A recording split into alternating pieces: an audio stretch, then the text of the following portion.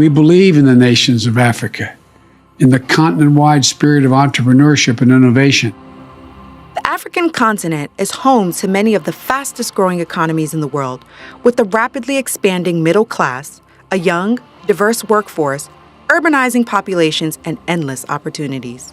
One of the most important elements of it to me is to shift the narrative in the way that the West engages with Africa writ large.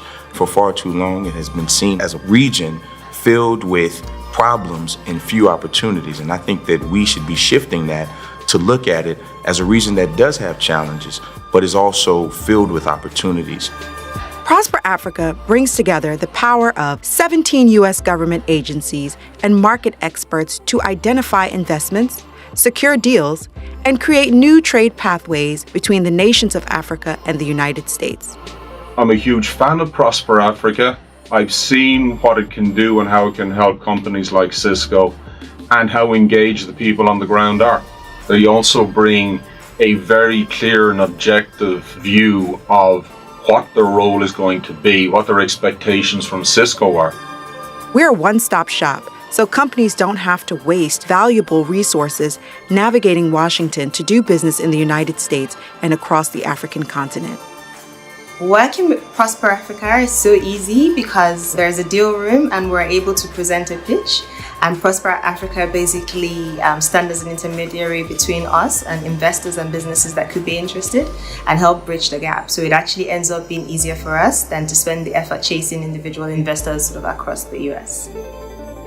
Through Prosper Africa, the U.S. government has helped close hundreds of deals, generating billions in new exports and investments. And the prospects for future growth and continued shared prosperity are as large and as vibrant as the continent itself. I used Prosper Africa's support to identify the appropriate funders for our organization. Prosper Africa can give us that introduction. They can give us the credibility. They can help us validate us as being good actors. And that's the important thing. Being able to use this Prosper Africa platform allows us to reach the right investors, that allows us to grow and scale our business to the rest of the emerging markets. Working hand in hand with the private sector and African governments, Prosper Africa strengthens two-way trade and investment, supporting thousands of jobs for African and American workers. We must all work together to advance our shared vision of a better future, a future of growing trade and investment that advances prosperity for all our nations.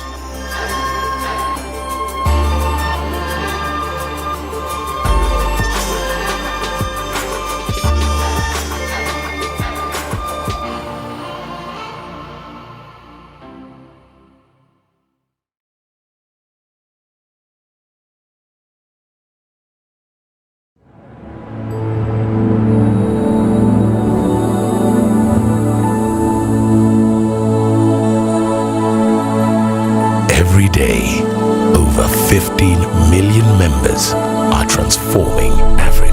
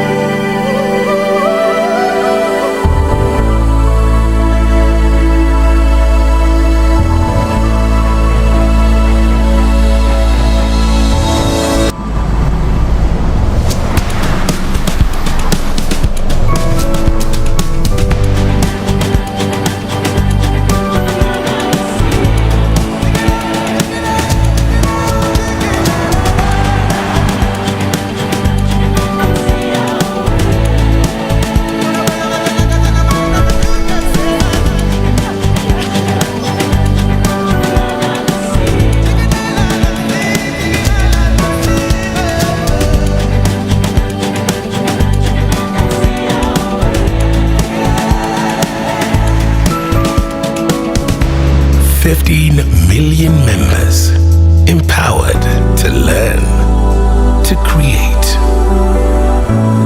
to grow, to harvest, to lead, to dream. Equity. Karibu member.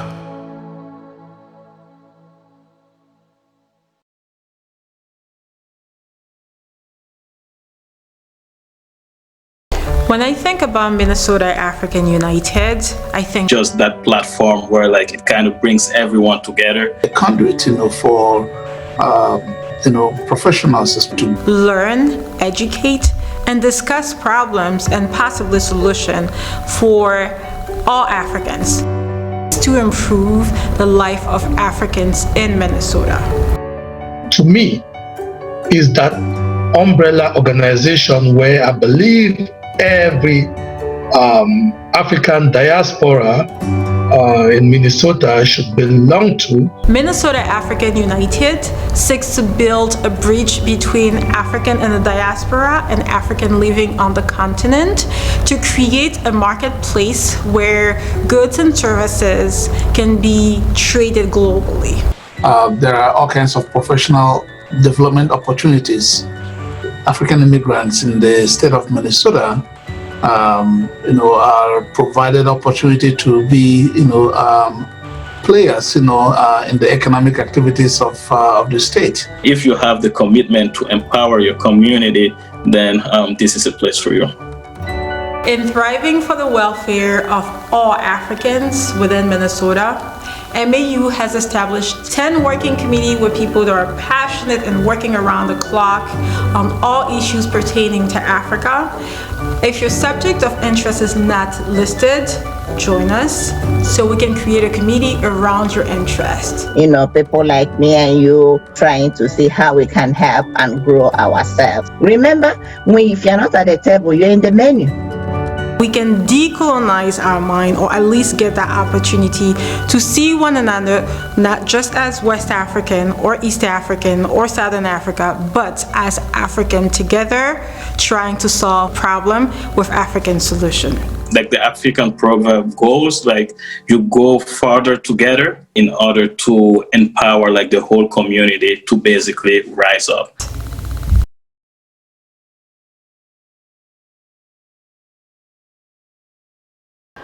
Welcome, everyone, and thank you for attending our third Global Trade Virtual Conference on the U.S.-African Trade Partnership, which is today hosted by Minnesota Africans United in partnership with Global Minnesota and with sponsorship from Prosperous Africa, the equity group holdings in Kenya, which is the largest financial institution in the East and Central African region, including Kenya and Tanzania. My name is Basil Ajuo, and I am the Chief Executive Officer for Minnesota Africans United. Minnesota Africans United, also known as MAU, was founded in 2017 and has been growing every year since then. We are a coalition and statewide organization for all African diaspora in Minnesota. Minnesota Africans United is the first and only organization in Minnesota to bring together African diaspora and their needs and aspirations associated with entrepreneurialism, business ownership, and cultural association and preservation across 55 African countries represented in Minnesota. Minnesota Africans United has representation from every country on the continent of Africa here in Minnesota. Our approach to transforming the economic and social landscape for African diaspora in Minnesota is uniquely multifaceted. We have a diverse board that is made up of healthcare and agricultural leaders, businessmen and women, educators, philanthropists, and community leaders that have moved forward our advocacy for the state, representing Africans coming from all the 55 African countries, representing over 92,000 African diaspora living here.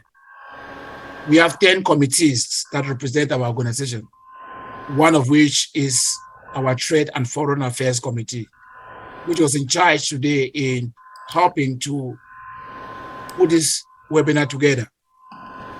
As the Chief Executive Officer for Minnesota Africans United, I am in charge of the day-to-day running of operations within the organization.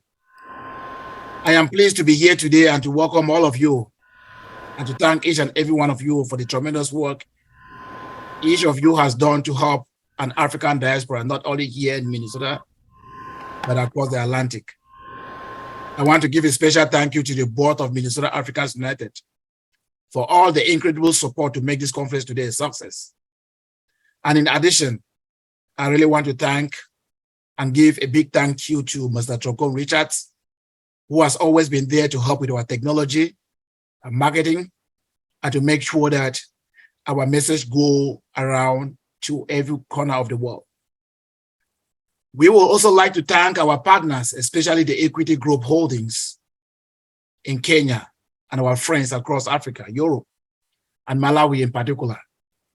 Also, we want to express our sincere thanks to Kenya, friends in Kenya and Tanzania. The vision of this annual webinar started actually in 2019, when we were able to host our first annual conference at North Hennepin Community College. Then at that time, we got the Lieutenant Governor of Minnesota, Lieutenant Governor Flanagan, Ambassador Arikana Chihombo-Rikuo, who was then the African Union Ambassador to the US, and then Ambassador Glimo, who is now the Ambassador to the country of Guinea.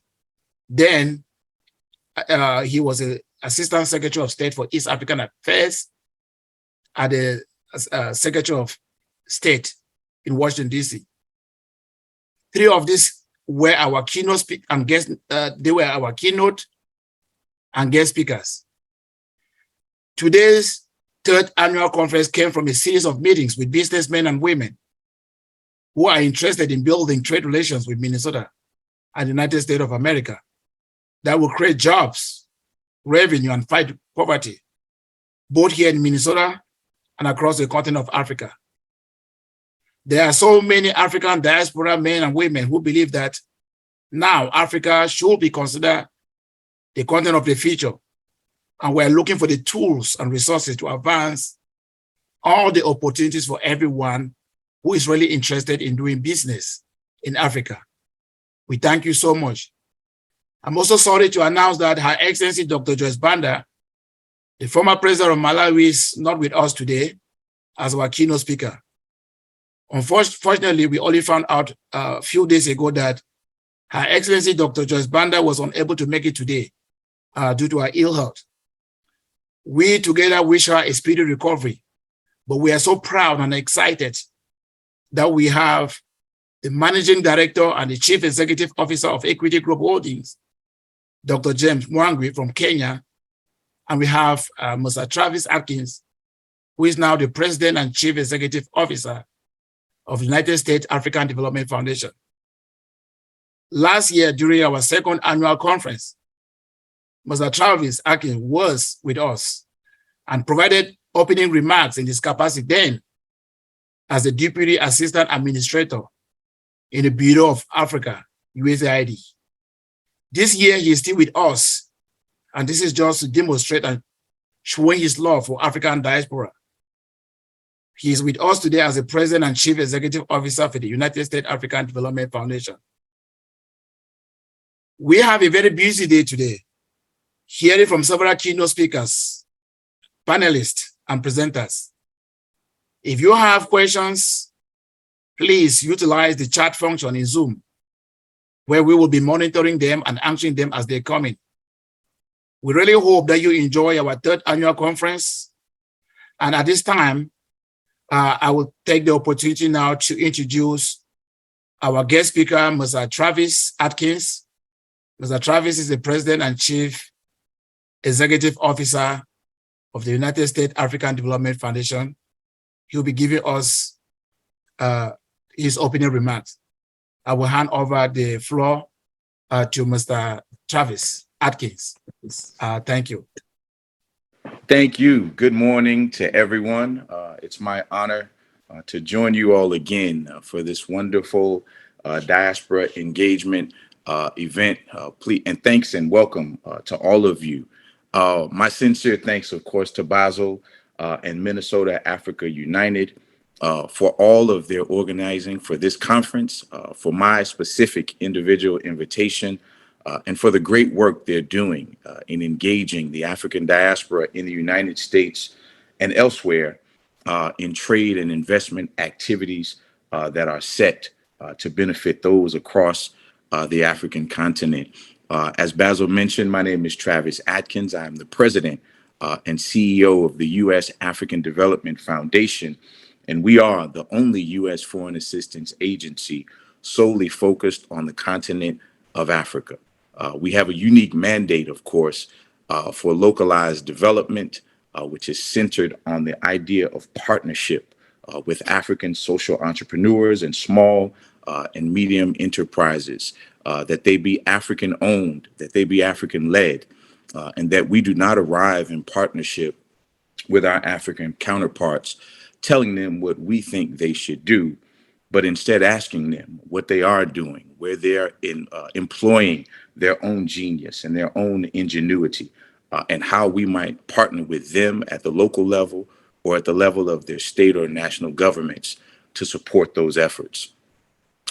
Looking at that, our primary areas of focus align quite well with the themes of this conference today. For us, there are three primarily. One, of course, is agriculture, to support economic growth and development in that sector, to support people to be not only food secure, but food self-sufficient, which goes even beyond the notion of food security, and to help local communities to strengthen themselves against the corrosive effects of climate change that we see intensifying each and every day.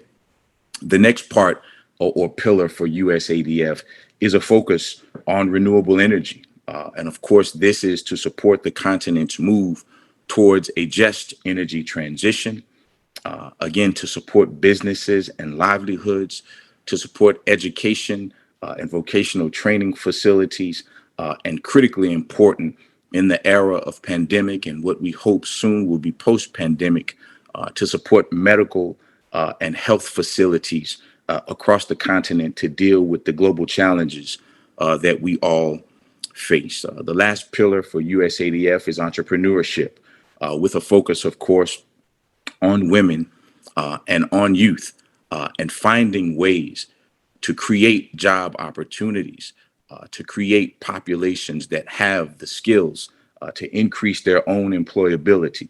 And through those efforts, of course, hopefully to help local communities to thrive and to be able to save and to be able to plan for the future rather than living a day-to-day subsistence existence. And so, of course, all of this places us in perfect alignment with the core themes of today's conference, with the main aims of the Biden administration strategy towards Africa, and again, critically important for us, the aspirations, the aims, and the desires of our many partners across the continent.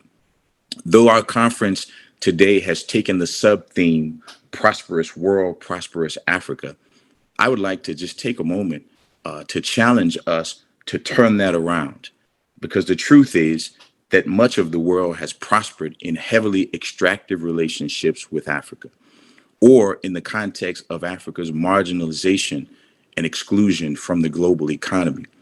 And so I would imagine us saying prosperous Africa, prosperous world, signifying the continent's rightful place on the global stage and recognizing that what is good for Africa is good for the world.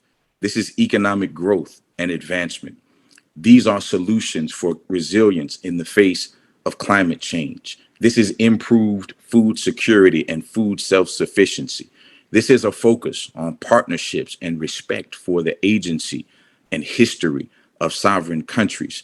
This is increased capacity for two-way trade and investment. At USADF, we believe that Africa is the continent of now and of the future. And this is why we, like many of you, are leveraging our tools and resources to support the continent's economic growth and recovery, to invest broadly and deeply in the continent's women and youth, and to strengthen its SMEs and make them more resistant against internal and external shocks. As I've said often in the early part of my tenure, regardless of COVID or climate, regardless of conflicts or coups, the everyday people of Africa must be able to build and sustain and grow viable livelihoods for themselves and their children and their futures. And we stand ready to support and collaborate with partners who believe in the centrality of just that kind of work across the continent. Thank you all so much for having me. I hope you have a prosperous day, and I hope that much is learned and shared in enlightenment to create partnerships that will propel us forward between the United States and the nations of Africa. Thank you very much.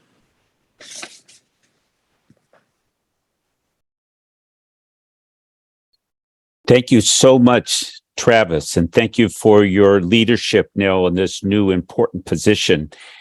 My name is Mark Ritchie, and I have the honor and privilege of serving as president of Global Minnesota. And we're really pleased and very, very proud of being one of the co-sponsors and helping organize this conference and the monthly webinars that we do, linking Minnesota businesses in individual countries in Africa.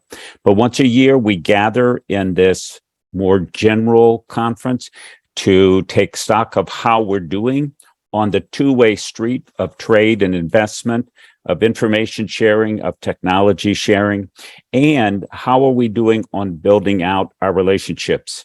This past year, with leadership from Basil and Africans in Minnesota Africans United, we had our first in-person trade mission, went to Cameroon and Ghana, and you'll hear a little bit more about some of the great success of those participants. We look forward to this later this morning, describing the next one coming up. That will be first to Tanzania and then to Kenya.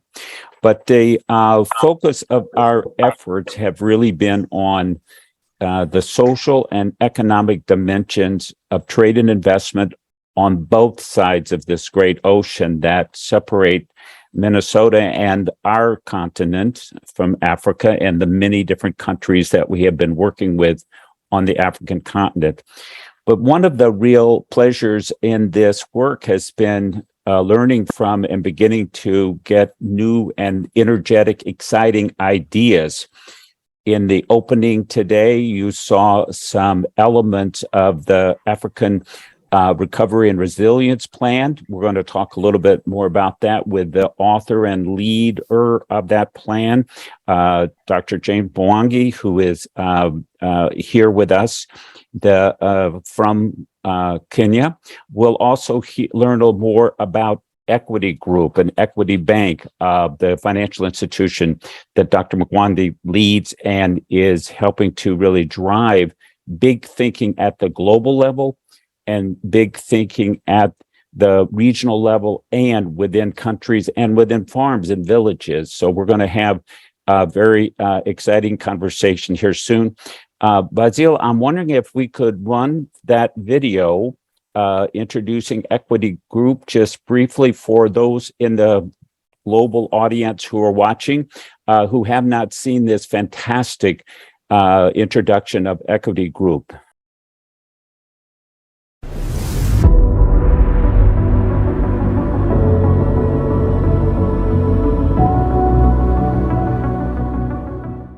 The Africa Recovery Resilience Plan is essentially a plan to industrialize Africa, lending to 5 million businesses, predominantly those of micro, small, medium-sized enterprises. From the work we've done over the years in Kenya and across the region, for every business that we've lent to, it has created 5 direct jobs and 5 indirect jobs for every business that we've lent to over a 4 to 5 year period. We believe our impact will be 50 million additional jobs that will be created. The competitive advantage Africa can rely on is its natural resources, both in the agricultural sector as well as in the extractive sector.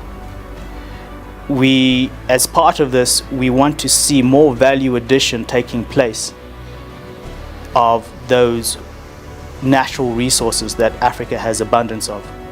To industrialize a country and a region will require a number of elements which EAC and Africa is not necessarily have at the moment in terms of technology, certain specialized skills, as well as the capital required to fund all of this. By 2025, we would have wanted to lend to 5 million businesses, and in turn, those 5 million businesses, we believe, will create 50 million jobs. We make reference to the Marshall Plan because the outcome was really to piece together the value chains and ultimately industrialize and rebuild Western Europe post World War II. And it helps explain quite quickly what our intentions are with the Africa Recovery Resilience Plan. The first strategic pillar is around food and agriculture, as well as the extractive sector. So pillar one is really around the primary sectors in which Africa is well endowed. The second strategic pillar is around value adding those raw materials in our strategic pillar one, and that speaks to manufacturing and logistics. Pillar three is what we call trade and investment, and that is about giving access to markets for the players in pillar one, pillar two, as well as ensuring we are able to attract investment, capital goods, skills, technology to enable pillar one, pillar two.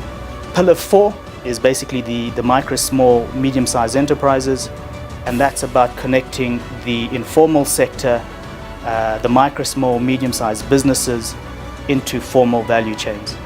Pillar five is social transformation and environment, and that's with the context of ensuring that the informal sector, the micro, small, medium enterprises in our pillar four, or the primary sectors of smallholder farmers as well as artisanal miners, are capacitated to be better positioned and connected into the value chains.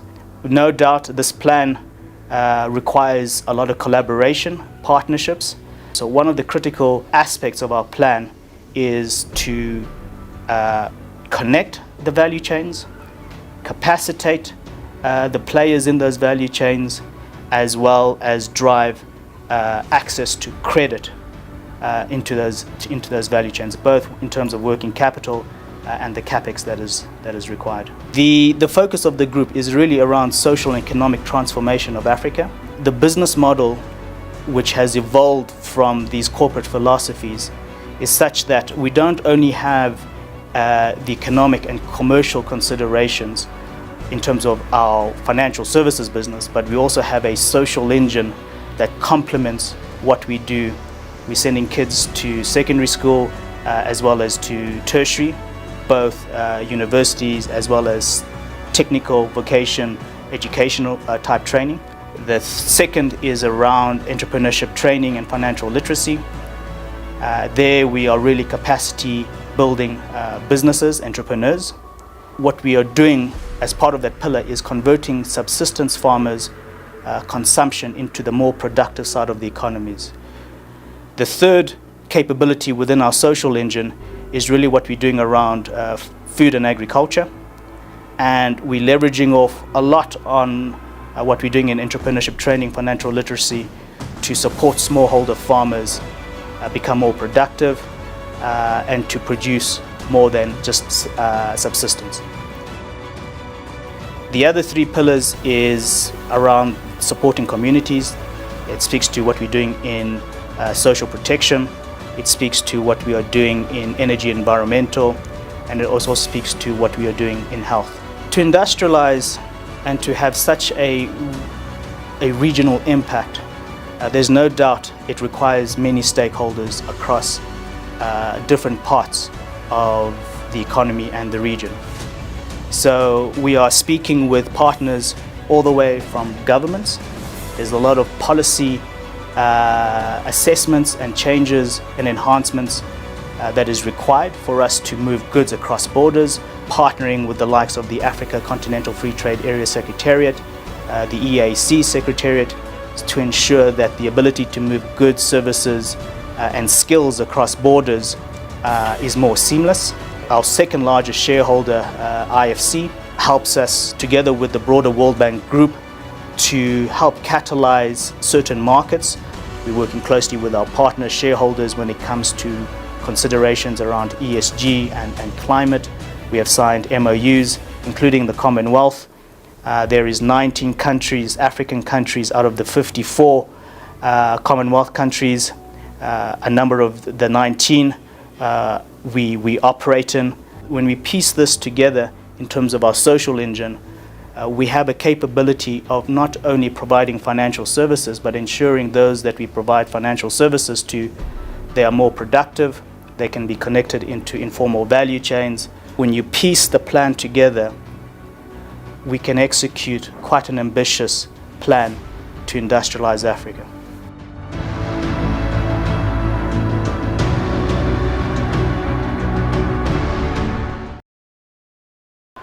Thank you so much to Equity Group for bringing to life this very important global plan, this African Recovery and Resilience Plan. And I'm really pleased to have our leader and morning keynote, Dr. Mwangi, to join me on this screen, join me for some questions and some discussion about how this plan can be part of building that two-way street between our region of the world and Africa, and also the thinking behind it. Dr. Mwangi, thank you so much for joining us here today. Thank you very much for having me.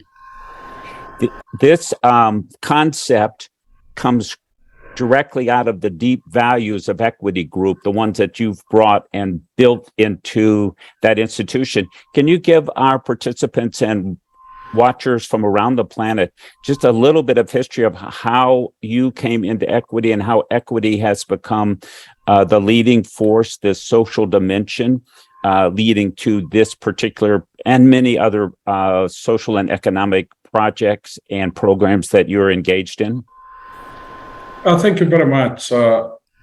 Equity started this journey back 30 years ago. It was the smallest bank in the financial sector in Kenya, precisely number 66 out of 66. It was technically insolvent. But we realized that financial systems allocate resources. And we felt that there was a niche that we could play on, bringing inclusion to the masses. Only 4% of Kenyans had bank accounts. So as a result, 96% of the population was excluded. And we designed a way of removing barriers to financial access. Today, 30 years later, Equity is the largest bank in East and Central Africa with an asset base of nearly $13 billion and a customer base of 17.6 million customers.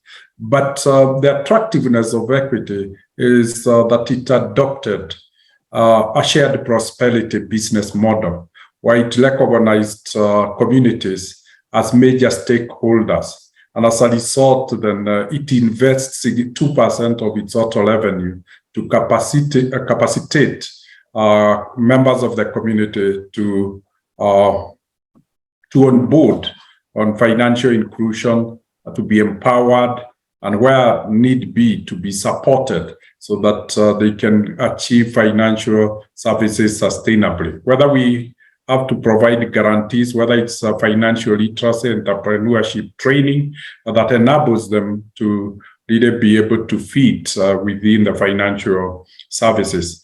The purpose then became very clear that the purpose of Equity was to give dignity, empower people socially and economically, and expand opportunities for them. But we were using a commercial engine, and the sustainability of Equity is because of that commercial engine. We were using a license.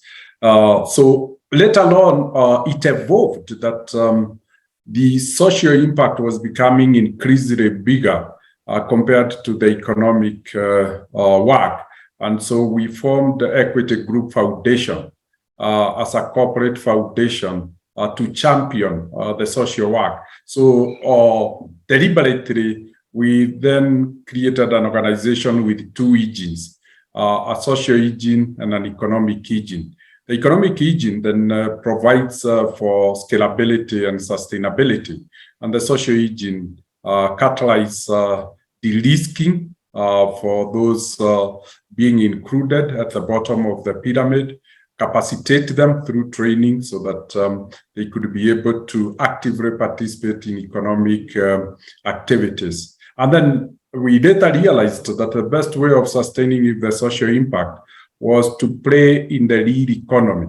So the foundation focused on entrepreneurship, focused on agriculture and trade, so that it could allow the population to engage in economic activities that then could be supported sustainably and in a scalable manner by the commercial engine. The commercial engine includes banks, 6 banks, insurance companies, technology companies, and an MVNO in the telecom space, which is an enabler. So that is how we configured these. And essentially then we realized that there was huge opportunity for collaboration. So the foundation became a collaboration platform for like-minded people. So whether it's the largest global foundations and trust, we work with them if they have interest in working in Africa. We utilize the dead capital of the commercial engines because the investment has been done. There is 12,000 employees. There is an IT platform. There is brick and mortar infrastructure, 480 branches. So those are made available for all our partners for free, so that the social impact, the underlying cost, administrative costs are borne by the bank. Thank you, Mark. So this big picture, this gives, I think, the audience one way to think about what a partner that Equity Group and the larger community that you support can be for determining and deepening two-way trade. I know that in Minnesota, we had a fantastic delegation from the Congo, from the Democratic Republic of Congo, just about a month ago, that had the leadership of Equity Bank from Congo, also some of your leaders from Nairobi, the American Chamber of Commerce in Kinshasa, and those who were interested in finding partnerships with Minnesota companies and Minnesota organizations. We talked mining. Minnesota is a huge mining state, Congo, and mining in general is very important in Africa, and it's important to the whole world. We talked forestry, we talked agriculture, but we also met with, for example, Medtronic, a very large medical device company that's closely tied to the future and to innovations in Africa. Can you give our audience a sense of how Equity sees that building of relationships directly, whether it's in North America or in Minnesota or in Europe, in France, or how you've done these amazing trade missions inside of Africa? It seems like you make that person-to-person relationship building crucial to creating a brighter future for everybody.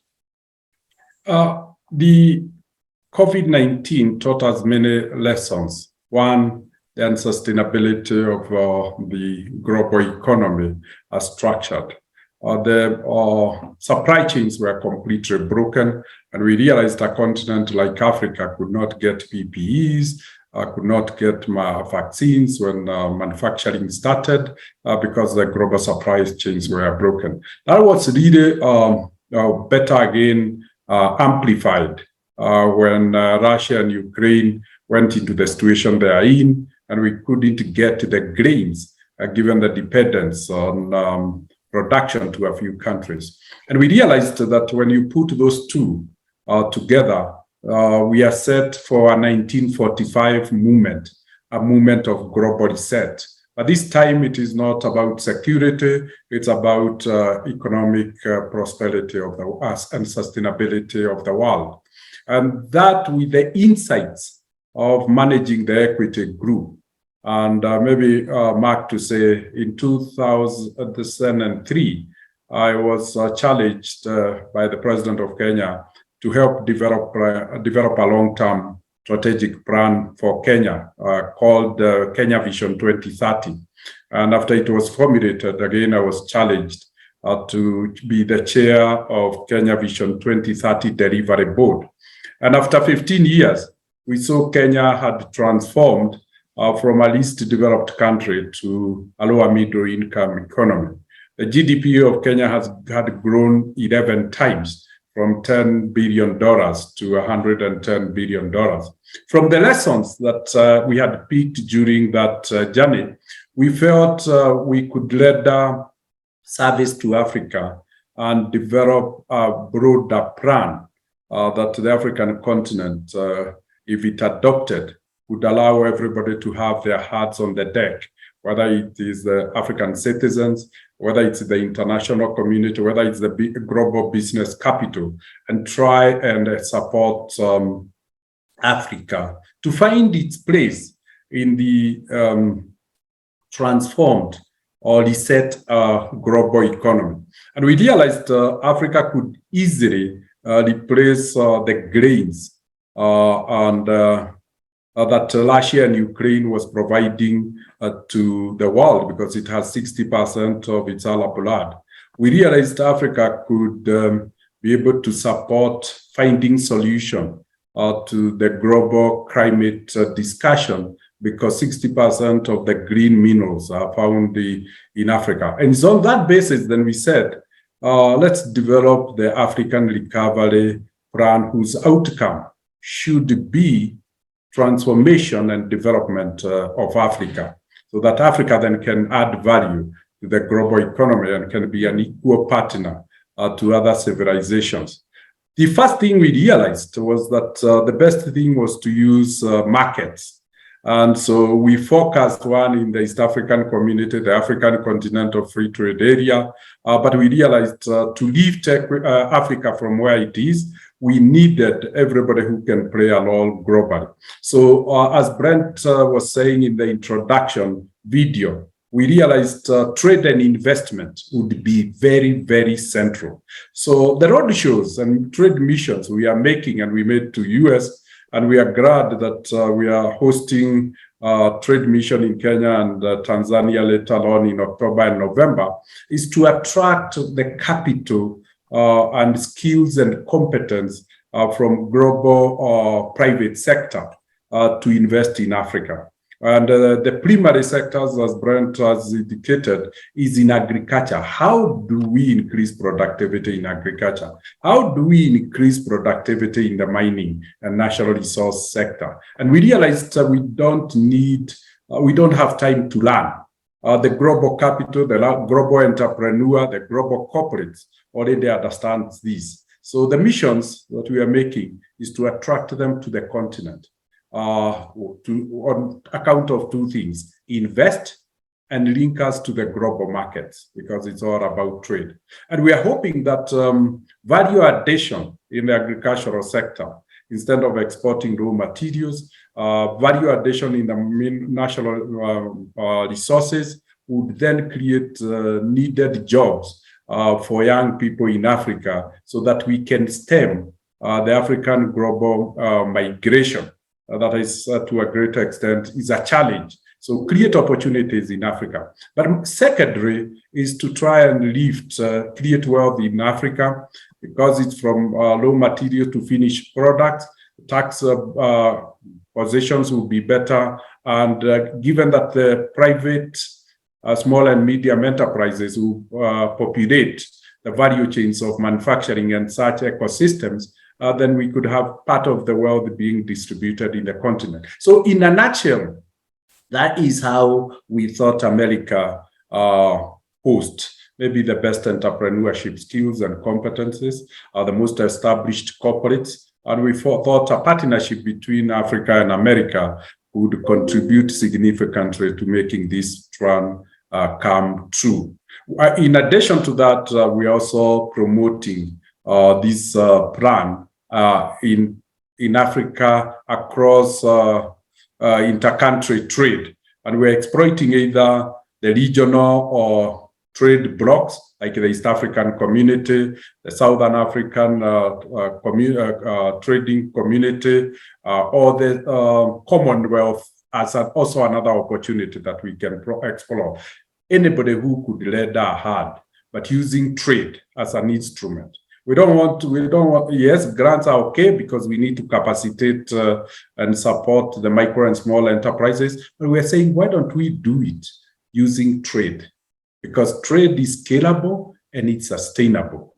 And hopefully, we'll then have everybody engaged in economic activities. We have proved the concept that if we fund a small and medium enterprise over a period of 5 years, it's able to create 10 jobs directly and indirectly. So that is the process that we are asking global partnership so that we can transform the African continent from its own resources by getting it to become an active partner in economic activities. So it's an economic plan. Well, so it was important that you started from this perspective of how COVID and the crisis of conflict in the world grain markets has really shocked the system, but it's given us some insights that if we act on those insights, it can be transformative for everyone. This, for me, was one of the most important contributions of the delegation that came to Minnesota from Congo, was educating us in Minnesota about the sort of larger geopolitical relationships of precious metals and minerals. We are an economy where medical device companies are a huge factor in our employment, in our revenue, in our future of our industry here. But those are very special devices, like cell phones, like electric cars. They depend on very particular metals and minerals that Africa is the source of on the planet.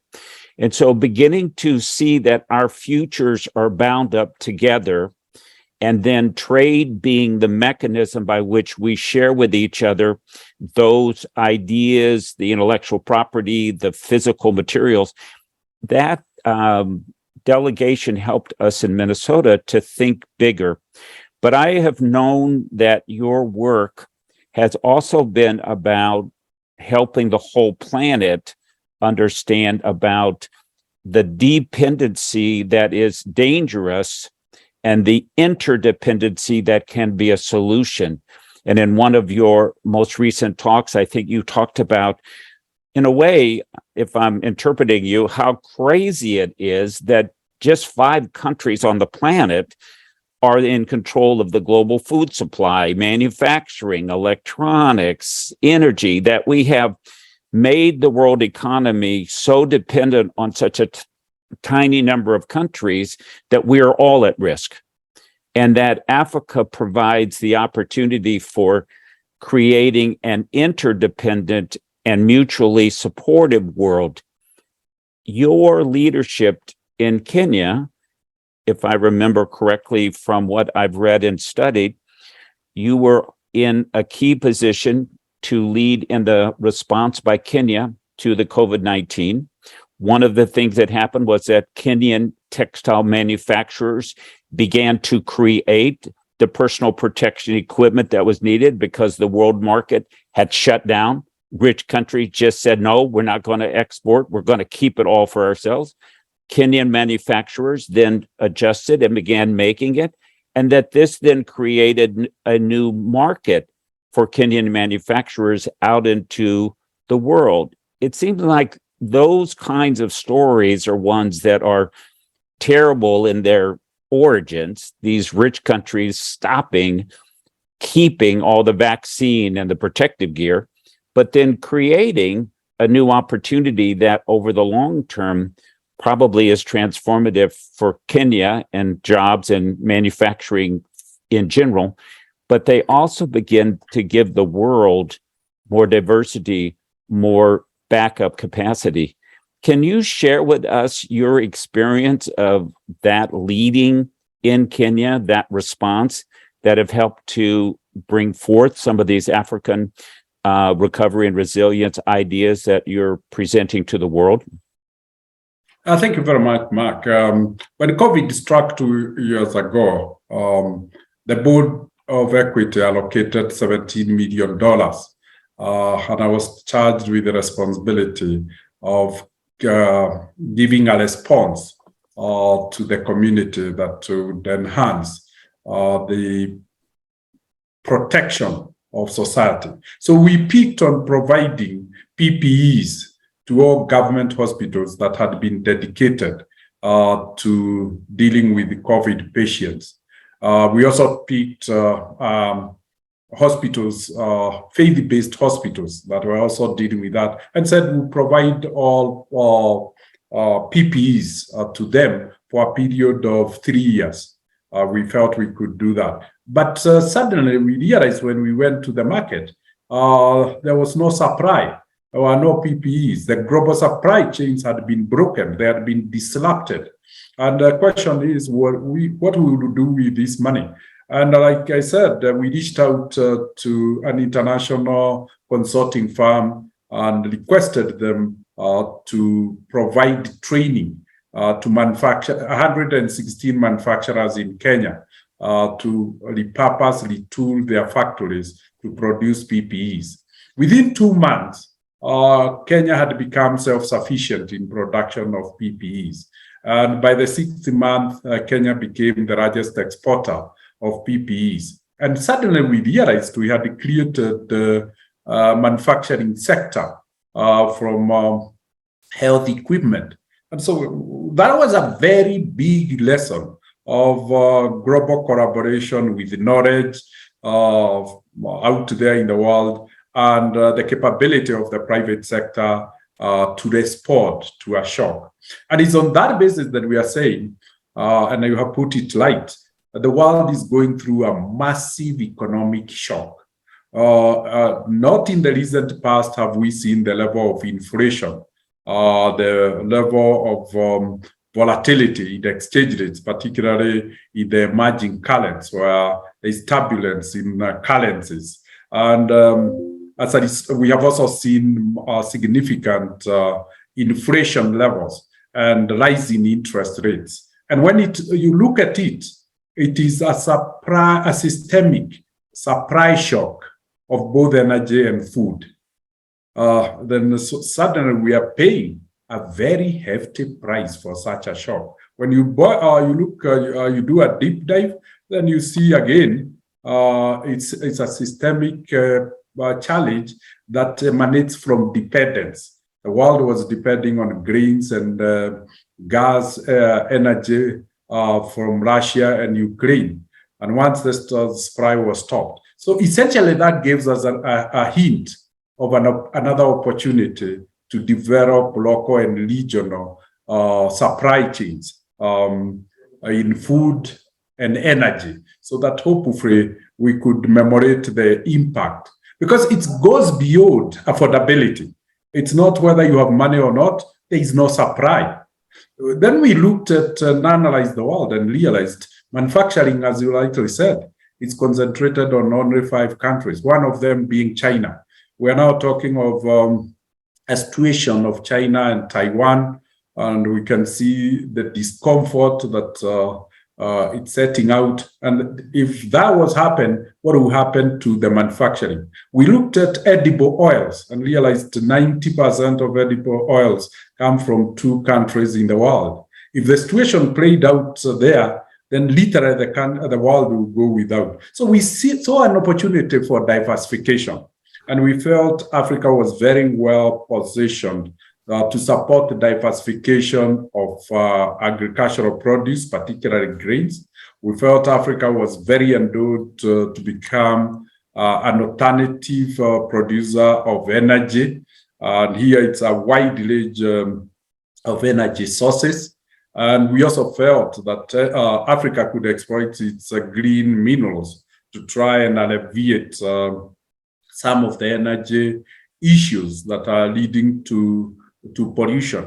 And so we said, well, these low-lying fruits, why don't we get the global economy to focus on it through investments? and then we can then do trade out of the produce that is being produced. So we felt that out of that challenge, we could reset the world to reduce dependence on a few countries, diversify, and hopefully also find a solution for global supply chains by establishing local and regional supply chains. We are cognizant that we may miss the competitive advantage and economies of scale, but they become irrelevant when there are supply shocks. That's why the pain of the inflation we are going through, the interest rates we are going through, the world is paying a much bigger price than the benefits of economies of scale. So it's a balance that we have to do a delicate balance. And that is where we felt an effective plan, which is supported by the market, because that's the most important thing. Demand exists. So the only thing that we need to do is supply. And the capital, where demand exists at the right price, we need to point capital to it so that it can sort the supply side. And in the process of sorting the supply side, Africa became a major producer of agricultural produce. Africa adds value to its national resources and support the world to solve this economic shock. It's systemic. It gives us maybe 3-4 years time. And within that, then we could be able to build the industries to address the supply side. Well, so you referenced that we have this moment now, like 1945. You know, the world was coming out of the Second World War, the Great Depression. We had the Bretton Woods Conference in 1944, the creation of a Marshall Plan in 1945. One of the things about that period, and I had the privilege many years ago of hosting on its 50th anniversary, the Bretton Woods founders, the people who were there creating that post-Second War system. But they talked a lot about the kind of struggle, debate they had, where they wanted to create an international bank for reconstruction. Okay, we understand there was a war, reconstruction, but it took very strong voices from Mexico, from Argentina, from some of the countries from the global south to say, wait a minute, it can't just be about reconstruction. There's development needs. And so they eventually created the International Bank of Reconstruction and Development. And so we know that it takes a global conversation to have a more complete, a more diversified, is a word you used, a more globally inclusive and socially minded approach. What I am appreciative is how the African Recovery and Resilience Plan is lifting up a global conversation. I'm hopeful now that the forums that are available, with the Conference on the Parties of Climate being held in Africa this year, both in Kinshasa, next month, and in Egypt the following year in the Middle East, I'm hoping that you will have the kind of echo and then engagement from others. Can you see opportunities, let's say, at the upcoming UN General Assembly, at the Conference of the Parties? Can you see some opportunities to now take this conversation about overdependence, about diversification, and lift it into a truly global discussion that could help us all move forward together? Yeah, it's true. This needs to be a global conversation.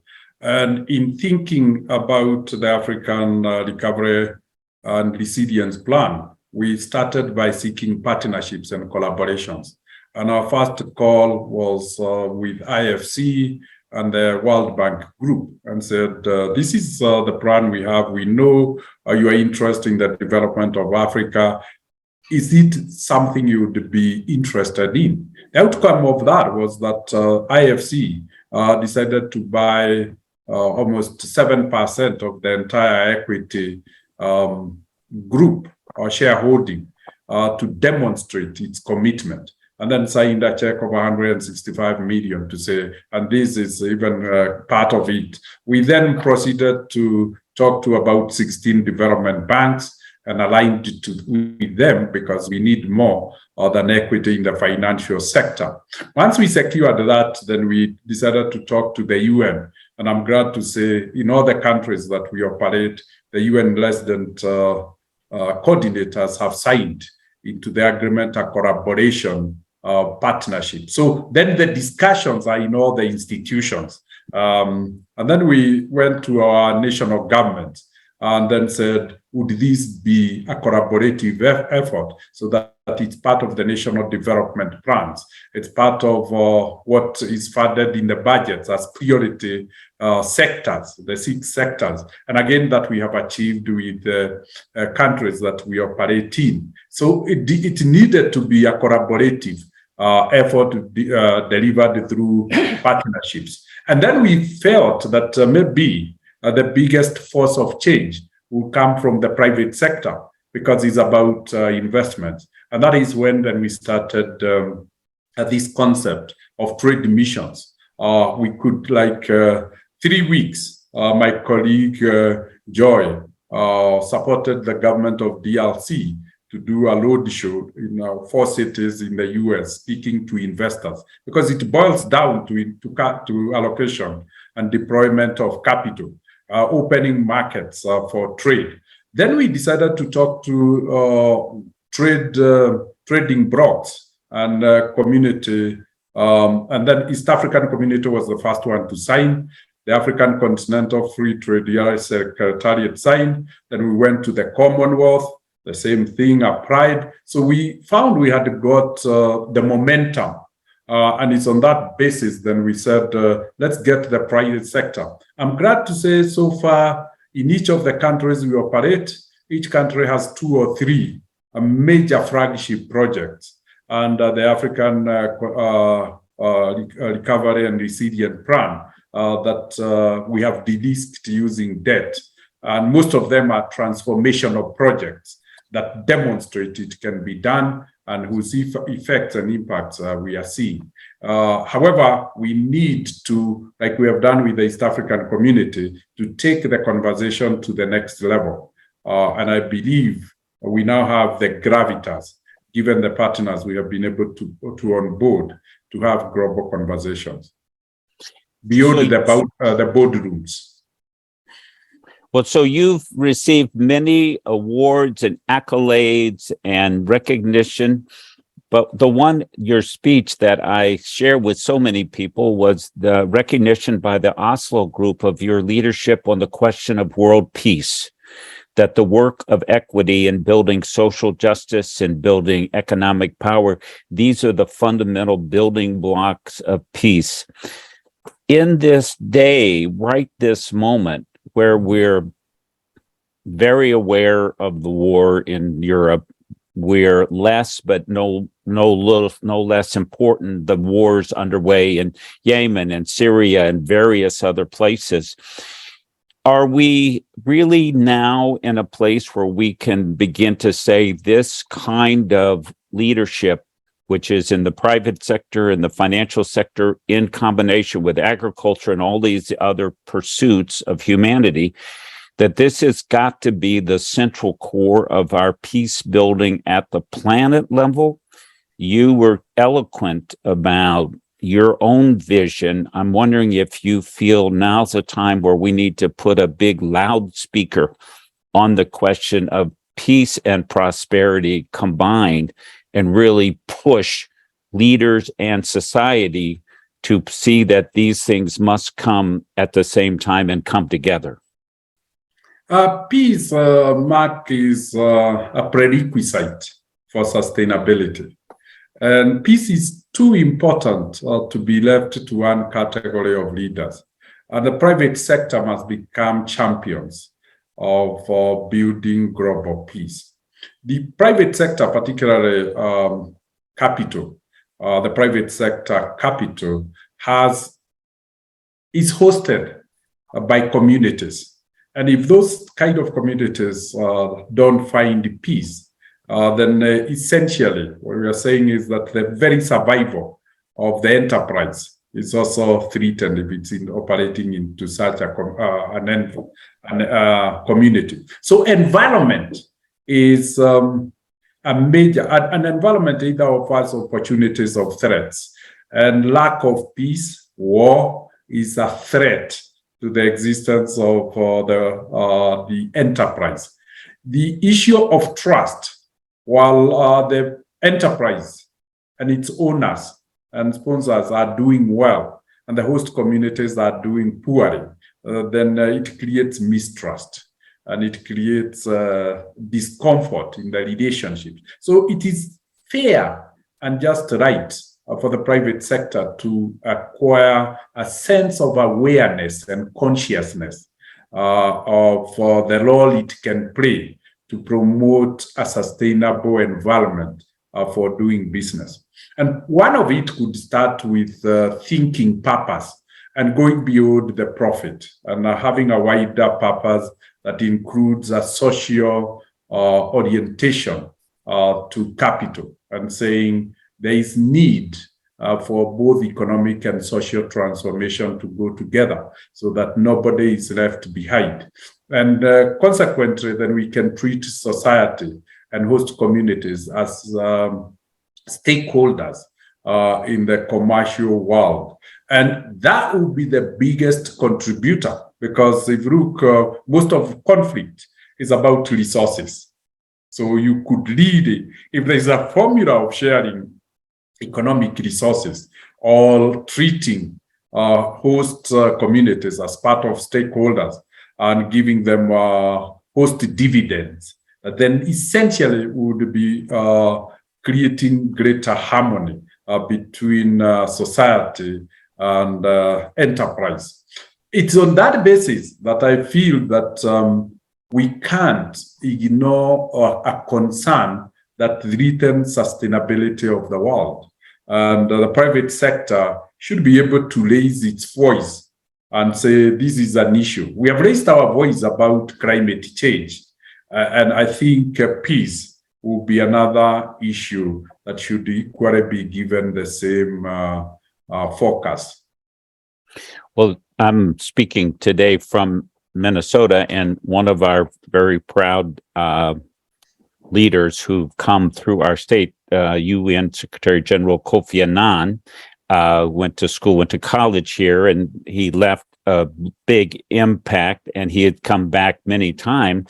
But one of the things that we were learning from him was his understanding that when we would begin to set global goals, and then we actually made them global, like the Sustainable Development Goals, and that, then the whole planet could begin to have a language that was in common, some objectives in common. We had things come along like the Paris Accords on climate. So having Kofi Annan's ideas and other people's leadership pushing us all towards having a global perspective on where we need to be. We picked 2030 as one of the important dates with a lot of specific things. But in general, we're saying partnerships are crucial. Working together is crucial. And we need to take into account the overdependence that we've created, partially believing that scale was the most important. And we've suddenly had to add resilience to that word sustainability to say we need to be able to survive and thrive despite pandemics or other disruptions that might happen. So when your vision that the private sector, which has spoken out now very effectively on climate and taking action, matching their words with their activities, their willingness to speak out on questions of peace and on those things that cause conflict, whether it's water shortages because of drought and climate, or if it's food or livestock disputes or disputes on oil. Your vision of how that sector can play a leading role, I think, will be very influential because of the success that you're having with equity in East Africa and in Africa in general. Can you imagine between now and 2030 how East Africa continues to evolve as a global center of stability, of leadership, of sustainability, of resilience, and give us that kind of inspiration for the rest of us to try to catch up with you? Mark, it's true that we have a moment of reflection. And when you have the moment of reflection, you're able to see the salt at the belly. And that's what COVID and the Russia-Ukraine war has enabled us to see. The mirror doesn't lie. We can choose to see what the reality is, and we can choose to ignore. But the problem of ignoring is that it's a question of sustainability that is a threat when the fragility of the global economy is too high to be ignored. So when I look at the East African region, it can be a partner to the global community in providing solutions. The East African region at the moment is one of the fastest growing region in the world as a region. And as a result, it's an attractive investment destination for global capital for a return. And the second thing is that the region is endowed with agricultural potential that can be used to ease the food insecurity in the world and can contribute significantly to reducing the global inflation that is significantly driven by food shortage or grain shortage, for that matter, if we are very, very specific. The Eastern Central African region is heavily endowed with natural resources. When you look at DRC, whether it's coltan and all the other green minerals, it contributes maybe on average 40% of the global supply. So it can be a global partner with the international community to ensure that Gov't is turned into effectively into batteries that would help electrical cars. Significant supplies of copper between Zambia and DRC that would really go a long way in supporting the electrical car inputs. That would be a huge contribution for that country. But I think the biggest one would be East Africa playing host to international manufacturing because Africa has a young population, nearly 1.5 billion people, projected to exceed 3 billion people by 2050. So a growing young market for manufactured goods. And as a result, given its central position, Africa then would be a good platform for diversification of global manufacturing, global agriculture, and help to ease that concentration. Back in 1960, DRC and Nigeria produced 90% of edible oil, palm oil. Today, that is Indonesia and Asia. So again, those two countries alone can help diversify that challenge of a 90% global concentration. So that is what I see in East Africa. And we have seen what has happened. East Africa is coming out and maturing quickly in terms of constitutional and legal frameworks. We have seen what the Kenya for 2 consecutive elections and how the constitutional and legal frameworks have worked to give predictability of application of law. So we are saying this is a country that has demonstrated repeatedly that it has a functioning legal and constitutional framework. The region has invested significantly in infrastructure, and both soft infrastructure and hard infrastructure. We see education has been promoted, so there is a reasonably well-educated labor force to support such manufacturing. There is energy that has generally been funded for production, standard gauge railway lines across, whether it's Kenya, Tanzania, that has been built, harbors and ports have been prepared. So we are saying the prerequisite basic conditions for East Africa to host diversification of manufacturing is present. And the basic raw materials, whether it's agricultural produce or natural mineral resource wealth for value addition, exist. And that is the opportunity as economic investment opportunities dwindle around the world and returns shrink. Here is an emerging market that's now more of a frontier market, and that could be really a good home for a high return, while at the same time helping to ease and contribute to alleviation of today's global challenges. This vision that you have of how all of us globally can benefit by this new application of the economy and capital and building out the efficiencies and the productivity of resources, this gives us a kind of sense of how trade and two-way trade is critical to that future, that is sustainable future, that peaceful future. But it's also been the case that you've been the voice that have helped people to think differently, to be able to see how Africa as a leader, whether it's in ideas, whether it's in new economic and technological developments, it just seems like Equity Group, under your leadership with this amazing team you have, is really going to be a catalyst for changing the narrative.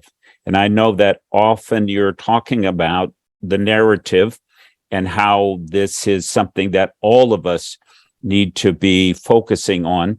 And you have created by Equity Bank an unbelievably powerful short little video about that narrative.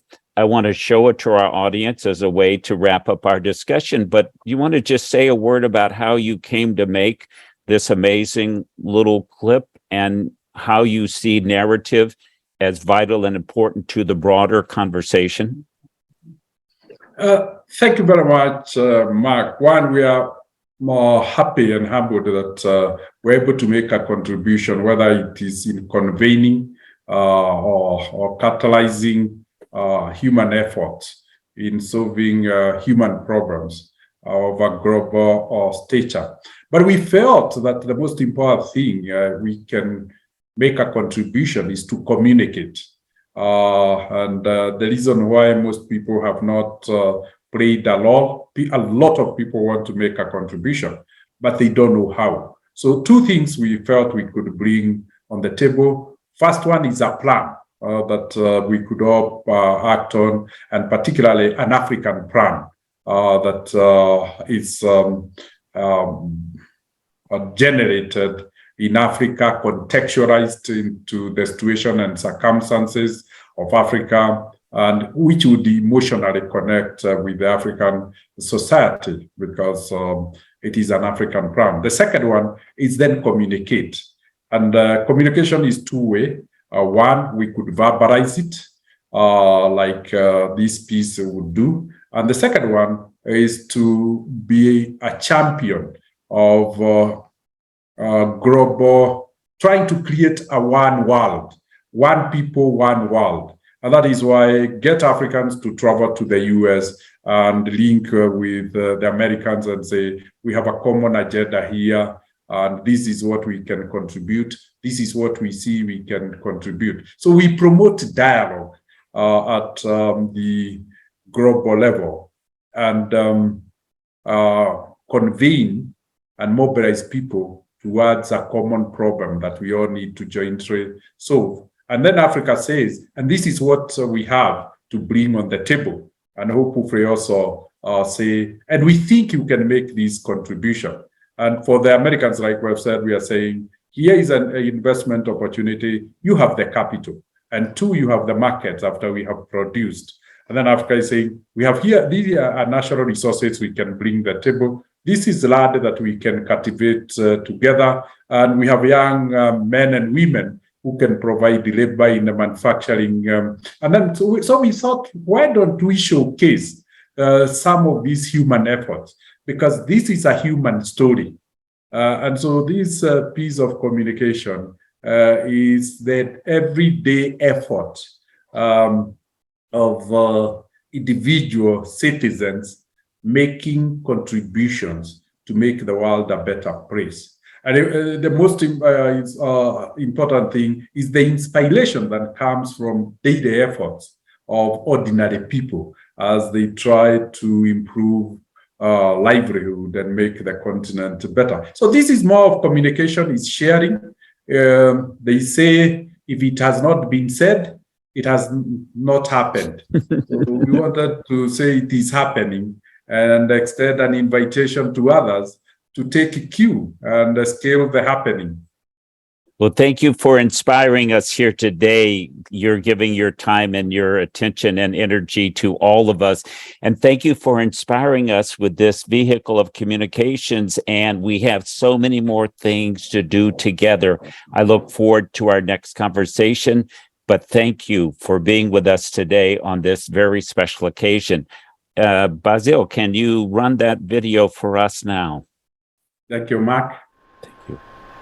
Thank you so much, Dr. James Mwangi. The continent of Africa is so blessed with your leadership. For not only looking at our children and brothers and sisters and African businesses in the continent, but also looking at us here in the United States of America and elsewhere in the world. We want to really thank you on behalf of all African diaspora here in Minnesota for supporting the DRC Chamber of Commerce trade mission to Minnesota. Through your leadership and support of the DRC Chamber of American Chamber of Commerce, we were able to build a relationship with folks from the Equity Bank in the DRC as well, as in Kenya and Tanzania. African diaspora now know we can open our bank account with Equity. Now we have access to banking and business opportunity in the continent. We learned so much from Equity Group Holdings, how they tackle healthcare, energy, education, and agricultural challenges, which was fundamentally very, very important for Minnesota businesses and African diaspora businesses here in Minnesota. Through your work, we were also able to build relationships and extend our partnership with so many businesses that opened their doors for us. We were able to visit Medtronic, build relationship with the Minneapolis Airport Commission, where we learned about the transportation system here in Minnesota and how Minnesota is connecting Africa to the world and the world to Minnesota.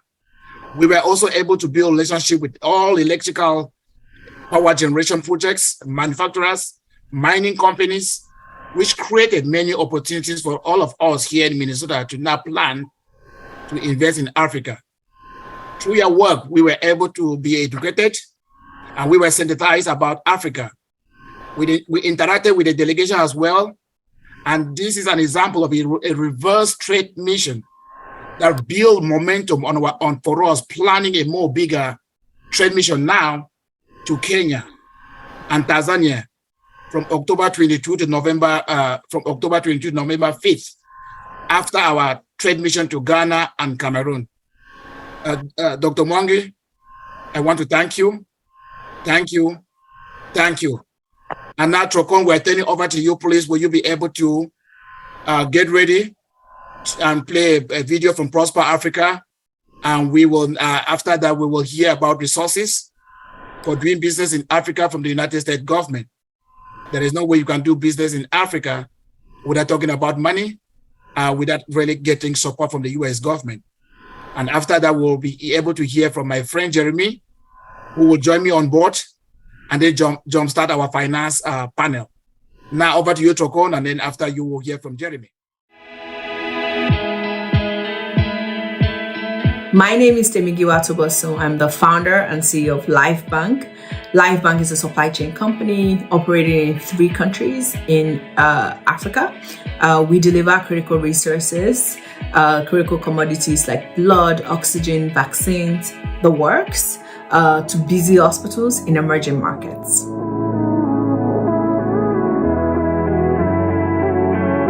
We're raising a round that would allow us to expand our business even more, expand what we're currently doing. And by being listed at the Prosper Africa deal room, we think that we'll have a capacity to meet the right investor. I like to think of myself as having this dual, place in the world. I'm Nigerian, basically African and American. And I think for me, what I see is opportunity to, drive impact in people's lives on the continent, the opportunity to, invest and actually have returns. Right. I think for me, what is really incredible about operating in Africa is that, it's like greenfield, right? There's so many opportunities here on the continent to do two critical things. For me, it is impact, actually having impact on human life, impact that you can count, that you can see. And more importantly, and maybe equally important, is getting that return. And the size of the continent makes this actually possible.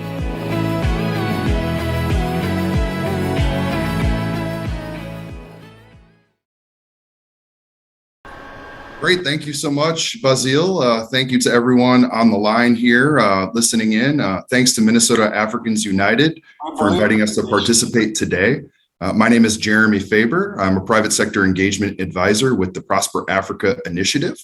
I will be leading a panel for the next 20 minutes, well, maybe 15 minutes. We'll see how the time goes, with several of my esteemed colleagues from the Small Business Administration, from the Export-Import Bank of the United States, and from the U.S. Trade Development Agency.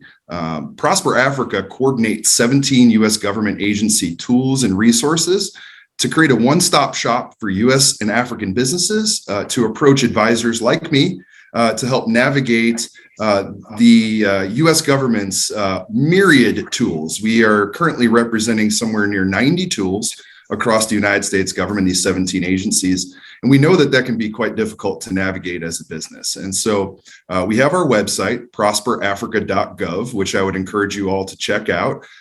We have our tools broken up by what we expect some of our users might be trying to accomplish, as well as the type of vector, what we would call it, that you're leaning into.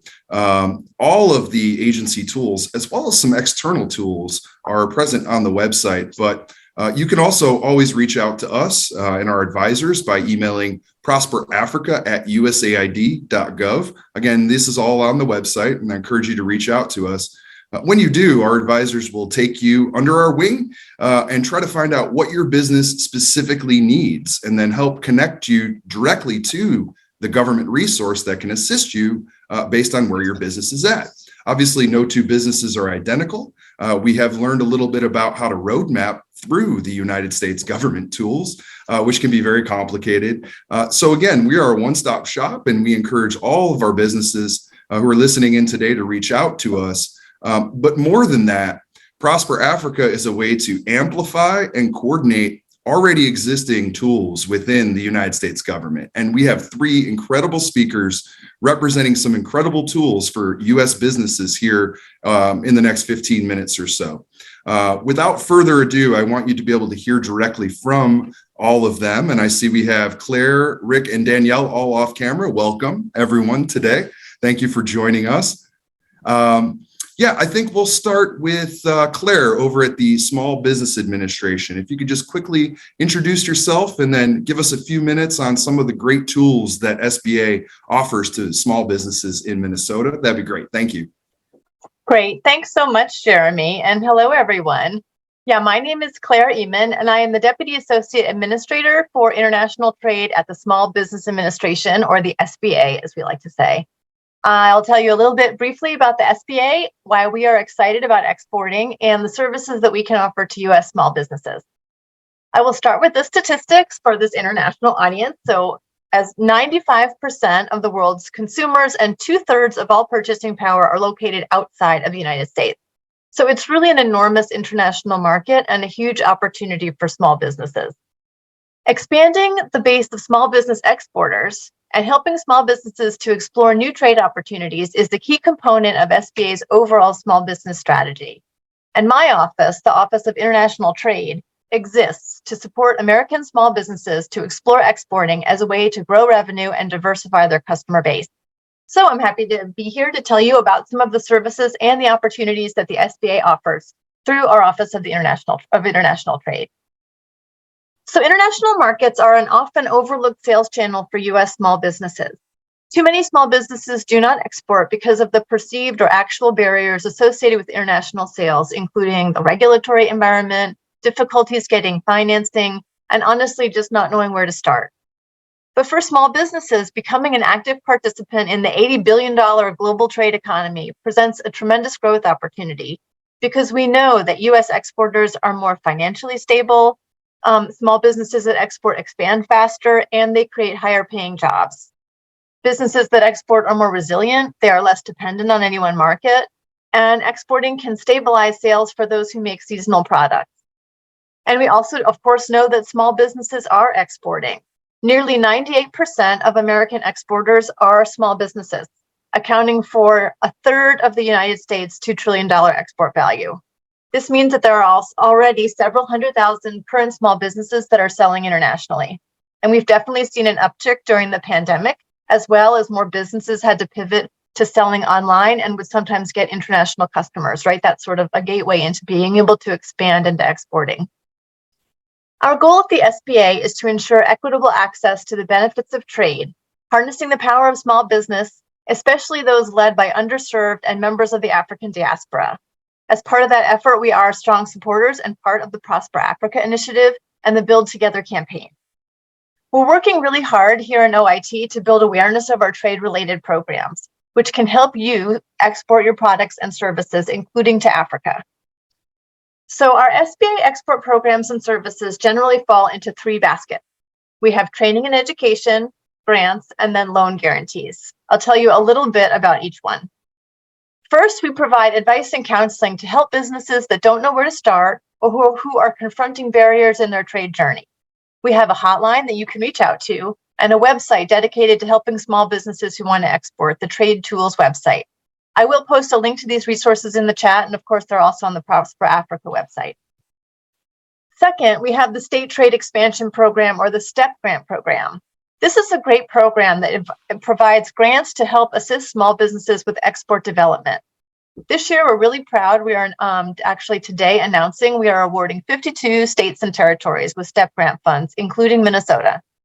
Small businesses can use STEP grants to participate in a foreign trade mission or a trade show, to obtain services that support foreign market entry, including from Department of Commerce and Exim Bank, to translate websites to attract foreign buyers, and to design international marketing products or campaigns. Since its creation in 2010 in the Small Business Jobs Act, our STEP program has recorded over $3.8 billion in exports, with more than 12,000 small businesses receiving grants to fund export opportunities across 141 countries.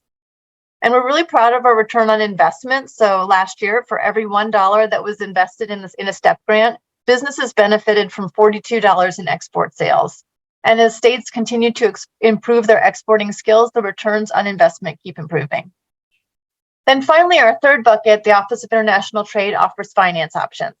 We know that small businesses often face challenges with financing, especially with exports. They face tighter credit underwriting standards, reduced working capital availability, and sometimes buyers are requesting longer sales terms. So the Office of International Trade works with banks to support 3 export loan guarantee programs to support small businesses exporting.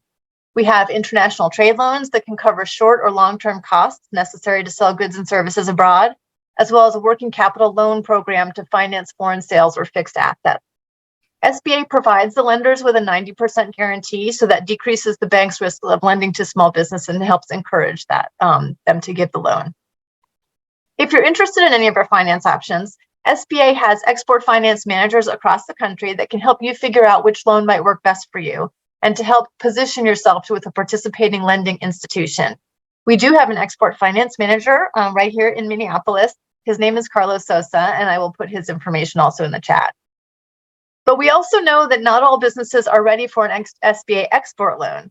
If you're a new small business, a microloan might be the right place for you to start, and it can also be used for trade. And as a new business, you might want to explore a microloan through SBA certified development companies. Our trade programs and services are available to all small businesses and entrepreneurs across the United States. We work through our extensive network of SBA field offices and through our resource partners, such as the Small Business Development Centers, where businesses can receive free counseling and mentoring and low-cost training. Every state, including, of course, Minnesota, has counselors that are certified in international trade.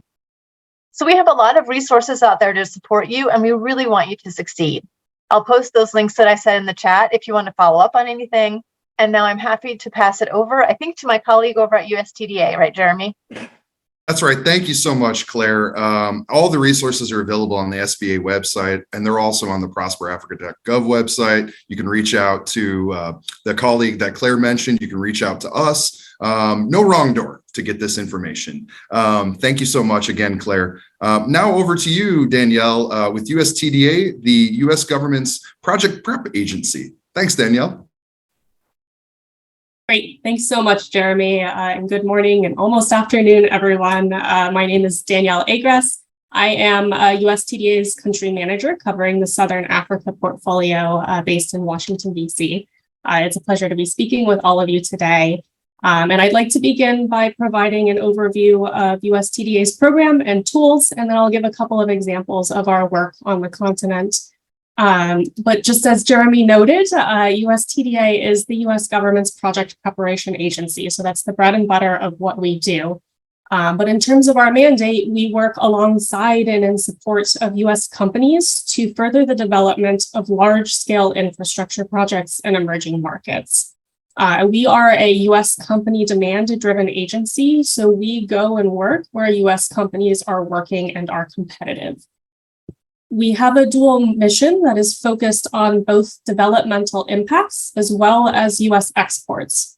So USTDA helps companies create US jobs through the export of US goods and services for priority infrastructure development projects in emerging markets around the world.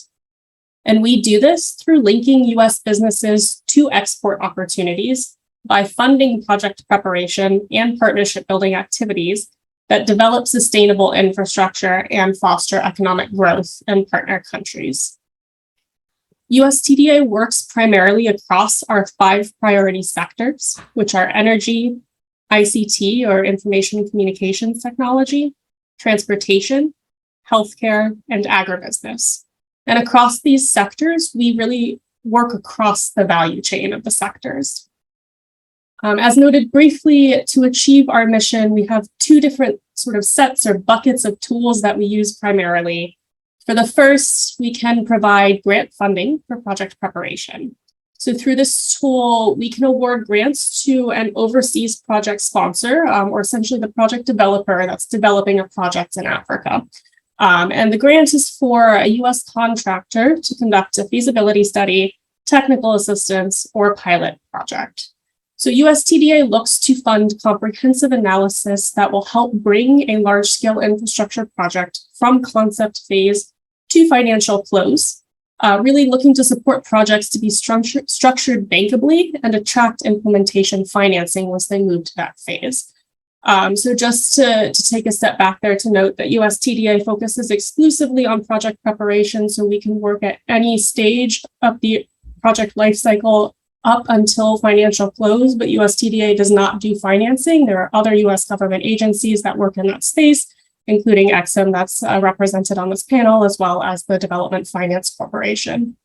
But generally, USTDA looks to support infrastructure projects with strong project sponsors. So we look to assess the strength of the project sponsor to ensure that they have the capability, commitment, and wherewithal to see projects through to implementation. We look to support projects that will have a positive impact on economic development in the country where the project is located, that are likely to have a significant potential for US goods and services to be utilized for project implementation, and to support projects that are economically viable and likely to attract implementation financing. Our second bucket of tools are what we call partnership building activities. So this includes reverse trade missions, conferences, and technical workshops. Basically, we can support these events that have an overall goal of convening US stakeholders with foreign delegations to highlight how US goods and services can support upcoming project and procurement opportunities in a specific market and sector. So just as an example of that, in November, USTDA is looking to host a workshop in Cape Town focused on net zero hydrogen opportunities that would convene South African delegates along with US companies looking to do work in this space. So we're still organizing this event, but if there are any companies interested in the sector, would love your participation in that workshop as well. Really quickly, I just wanted to highlight one of USTDA's initiatives that I think is relevant for this conversation, which is called Making Global Local. This is an initiative that streamlines USTDA's ability to share and support new global opportunities at the local level, giving the program a two-way capability to reach an alliance of partners. And so through this initiative, we have more than 90 partners across 35 US states, including Minnesota, who participate in the full range of USTDA's export promotion programs, including reverse trade missions, business briefings, and overseas workshops. So just to wrap up and give a more concrete example of the project preparation tools that I noted, wanted to give two brief examples of our work in Africa. One being in the ICT sector, where we're supporting a feasibility study for the African company CCOM to assess the expansion of its services to include enterprise solutions in a number of countries across East Africa. And then in the energy sector, we are supporting a feasibility study for the Nigerian company Sosai Renewable Energies Company to connect more than 200,000 women, farmers, and rural citizens to new solar-powered mini-grids in 3 Nigerian states. And that feasibility study will include site surveys, preliminary engineering, economic and financial analyses, and an assessment of the project's likely developmental impact on rural women. So our study will create business opportunities for US equipment and service suppliers in Nigeria's mini-grid sector, while supporting up to 20 megawatts of new solar power in rural communities. And so with that, please feel free to reach out if there's a project that you're aware of that meets USTDA's criteria, could benefit from our support, or if you're interested in being connected to an ongoing feasibility study that USTDA is supporting or an event that we're looking to host. I'll drop my email in the chat, so feel free to email me directly with any questions. And thank you very much. Thank you so much, Danielle. That was fantastic. And great news about SOSI as well. I should mention that they were also a USADF grantee. We heard from President and CEO Travis Adkins a little bit earlier. And this is kind of what happens with a lot of these companies. As we get to know them, we all talk. Danielle, Claire, Rick, and I stay in touch across many other agencies as well. And so working with, one of us often means working with all of us. And with that, Rick, I will kick it over to you to tell us a little bit about XM tools and resources. Thank you. Okay, well, thank you very much, Jim and Claire and Danielle. I must say that it's always a pleasure to do these webinars because it really reflects whole of government and it reflects how we work together to service U.S. exporters. So briefly, Exim Bank is the U.S. government agency with the mission to finance exports. And I was very pleased to hear the previous panel, Mark Ritchie and Dr. Mwangi, when they spoke about stability, when they spoke about the international financing infrastructure, when they spoke about Bretton Woods. And of course, as Mark indicated, Bretton Woods was in 1944, which led to the World Bank. And then basically the international financial architecture was created, which is made up of 7 pillars, which includes the export credit agencies, which is of which Exim Bank is part of it. But interestingly, Exim Bank was actually founded before 1944. Exim Bank was founded in 1934. And our first transaction in Africa was actually in 1942.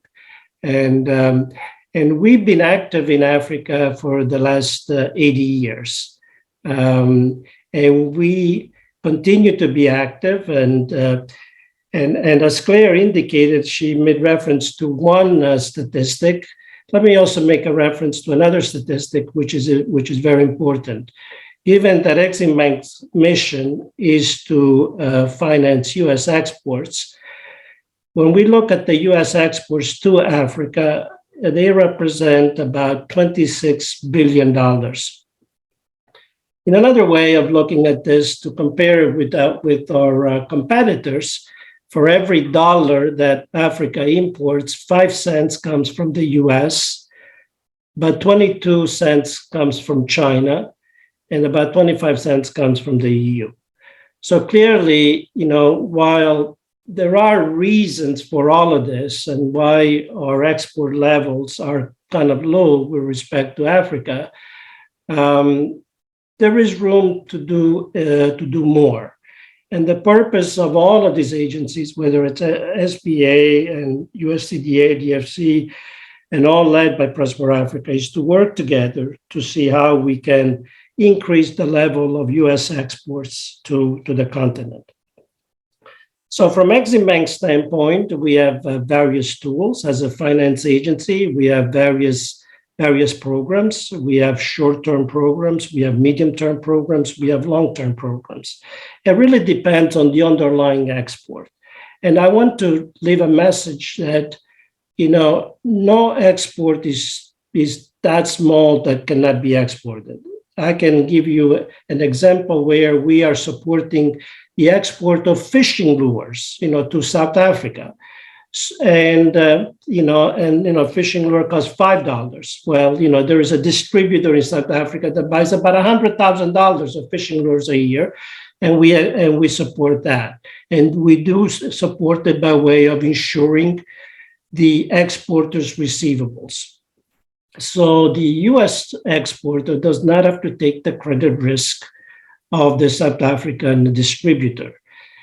Clearly, in trade, whether it's a Minnesotan exporter selling to a buyer in Illinois, there is credit risk. Of course, in international trade, you also have credit risk, and you also have country risk. So it's a given that, especially for small and medium-sized companies, as Claire indicated, it's a given that they need to ensure and mitigate some of these risks because they're too small to basically gamble their balance sheet. And so that is the role that we provide. So the programs that we provide, then, depending on the underlying transaction, underlying project, goes from short-term to medium-term to long-term. Obviously, a big project like a petrochemical complex would have long-term financing. Financing an aircraft would have long-term financing. Financing a renewable energy project would have long-term financing. So depending on the underlying project, because we are part of the international financial architecture, we have to follow certain rules. We provide either insurance or we provide financing. Now, Exim Bank, and thanks to Prosper Africa, is not a very complicated agency. We, as I've indicated, we are a finance agency. We finance U.S. exports. We operate very much like a commercial bank, but we do have many flexibilities, okay?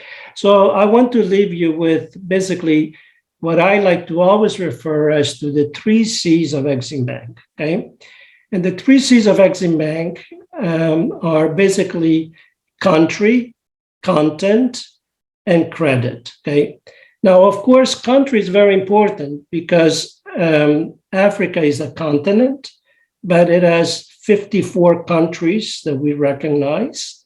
And every country is different, from Nigeria being one of the largest economy to a very small economy like Cape Verde. So different countries, different risks, different dynamics, okay? So it is very important to look at when you are exporting to a particular country, not only the country risk, but also the credit risk. And so Exim Bank can play a role in assisting in that space. Content is very, very important. Exim Bank is very much made in USA. We love made in USA because, one, we believe that made in USA is the best products in the world. And so we are very much focused on made in USA. exports that we finance have to be manufactured in the US and exported from the US. It could be a foreign company that is manufacturing in the US. As long as they export from the US, we will support them, because really the mission of the bank is to support US jobs, okay? And speaking about jobs, going back to what Mark Ritchie indicated and what Dr. Mwangi indicated, it's really about creating this, and about Prosper Africa. It's about creating this partnership, this collaboration, this prosperity of supporting jobs and supporting economic development. At the end of the day, it really comes to that, okay? And last but not least, it's about credit, okay? Every transaction that we do, I love my colleagues at USDDA because they support some of our projects by way of grants, and those are very, very important, because a project needs to have a feasibility study, and so they step in with a very important tool, where a feasibility study basically establish the economics or the viability of the project, okay? And then we step in with long-term financing. But generally speaking, Exim Bank does not provide, grants, okay? And lastly, basically, as I've indicated, about tools, we have like pre-export tools where we can support the US exporter with their working capital, okay? And then we have post-export tools where we support, a buyer to purchase US goods, okay? So when we look at, pre-export, basically this is working capital, very similar to what SBA does with some of their loans, okay? On post-export is a little bit more complicated because generally these are bigger transactions, and therefore the due diligence is much more complex. But at the end of the day, as I've said, we'd like to make it easy in support of US exporters. And there are basically 5 steps, to evaluate and to access Exim's financing. Basically the 5 steps are: 1, there has to be some underlying commercial contract, okay? Secondly, generally also, it depends whether the transaction is sovereign or private, but I'm not going to get into the weeds of that, okay? Then there is the need of an application to Exim Bank, okay? Obviously, we could provide guidance, or lenders can provide guidance, okay?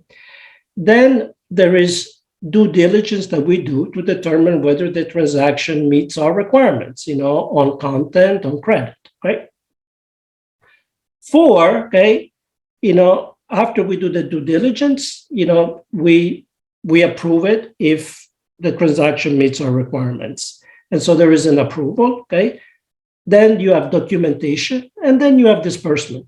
And those are the 5 steps of applying to Exim Bank for a post-export transaction. So I've indicated to you about the 3 C's, and with that, we look forward to supporting any US exporter, and you have my contact details, and I'd be happy to answer any questions.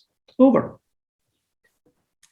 Thank you, Rick. That was a lot of great information, I think, across our 3 speakers here. I realized that could be a little bit dense. So if your hand is falling off because you were taking so many notes and you had to stop in the middle, I get it. Please visit our websites. I guarantee all of this information is all up through the Prosper Africa website, but then through the agency websites as well. And I just really do want to highlight that, under Prosper Africa, we are all about the shared prosperity and two-way trade and investment support from the U.S. government, recognizing that every agency, has their own mandate and their own thing that they're very, very good at.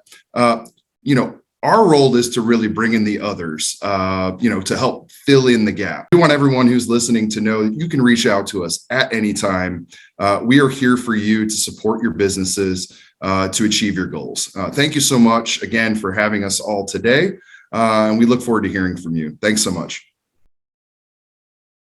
Thank you so much, Jeremy. And thank you so much, each and everyone from the USG, US government, Prosper Africa. We're so happy to hear from you all. we will be able to send this recording to all the people who were in attendance.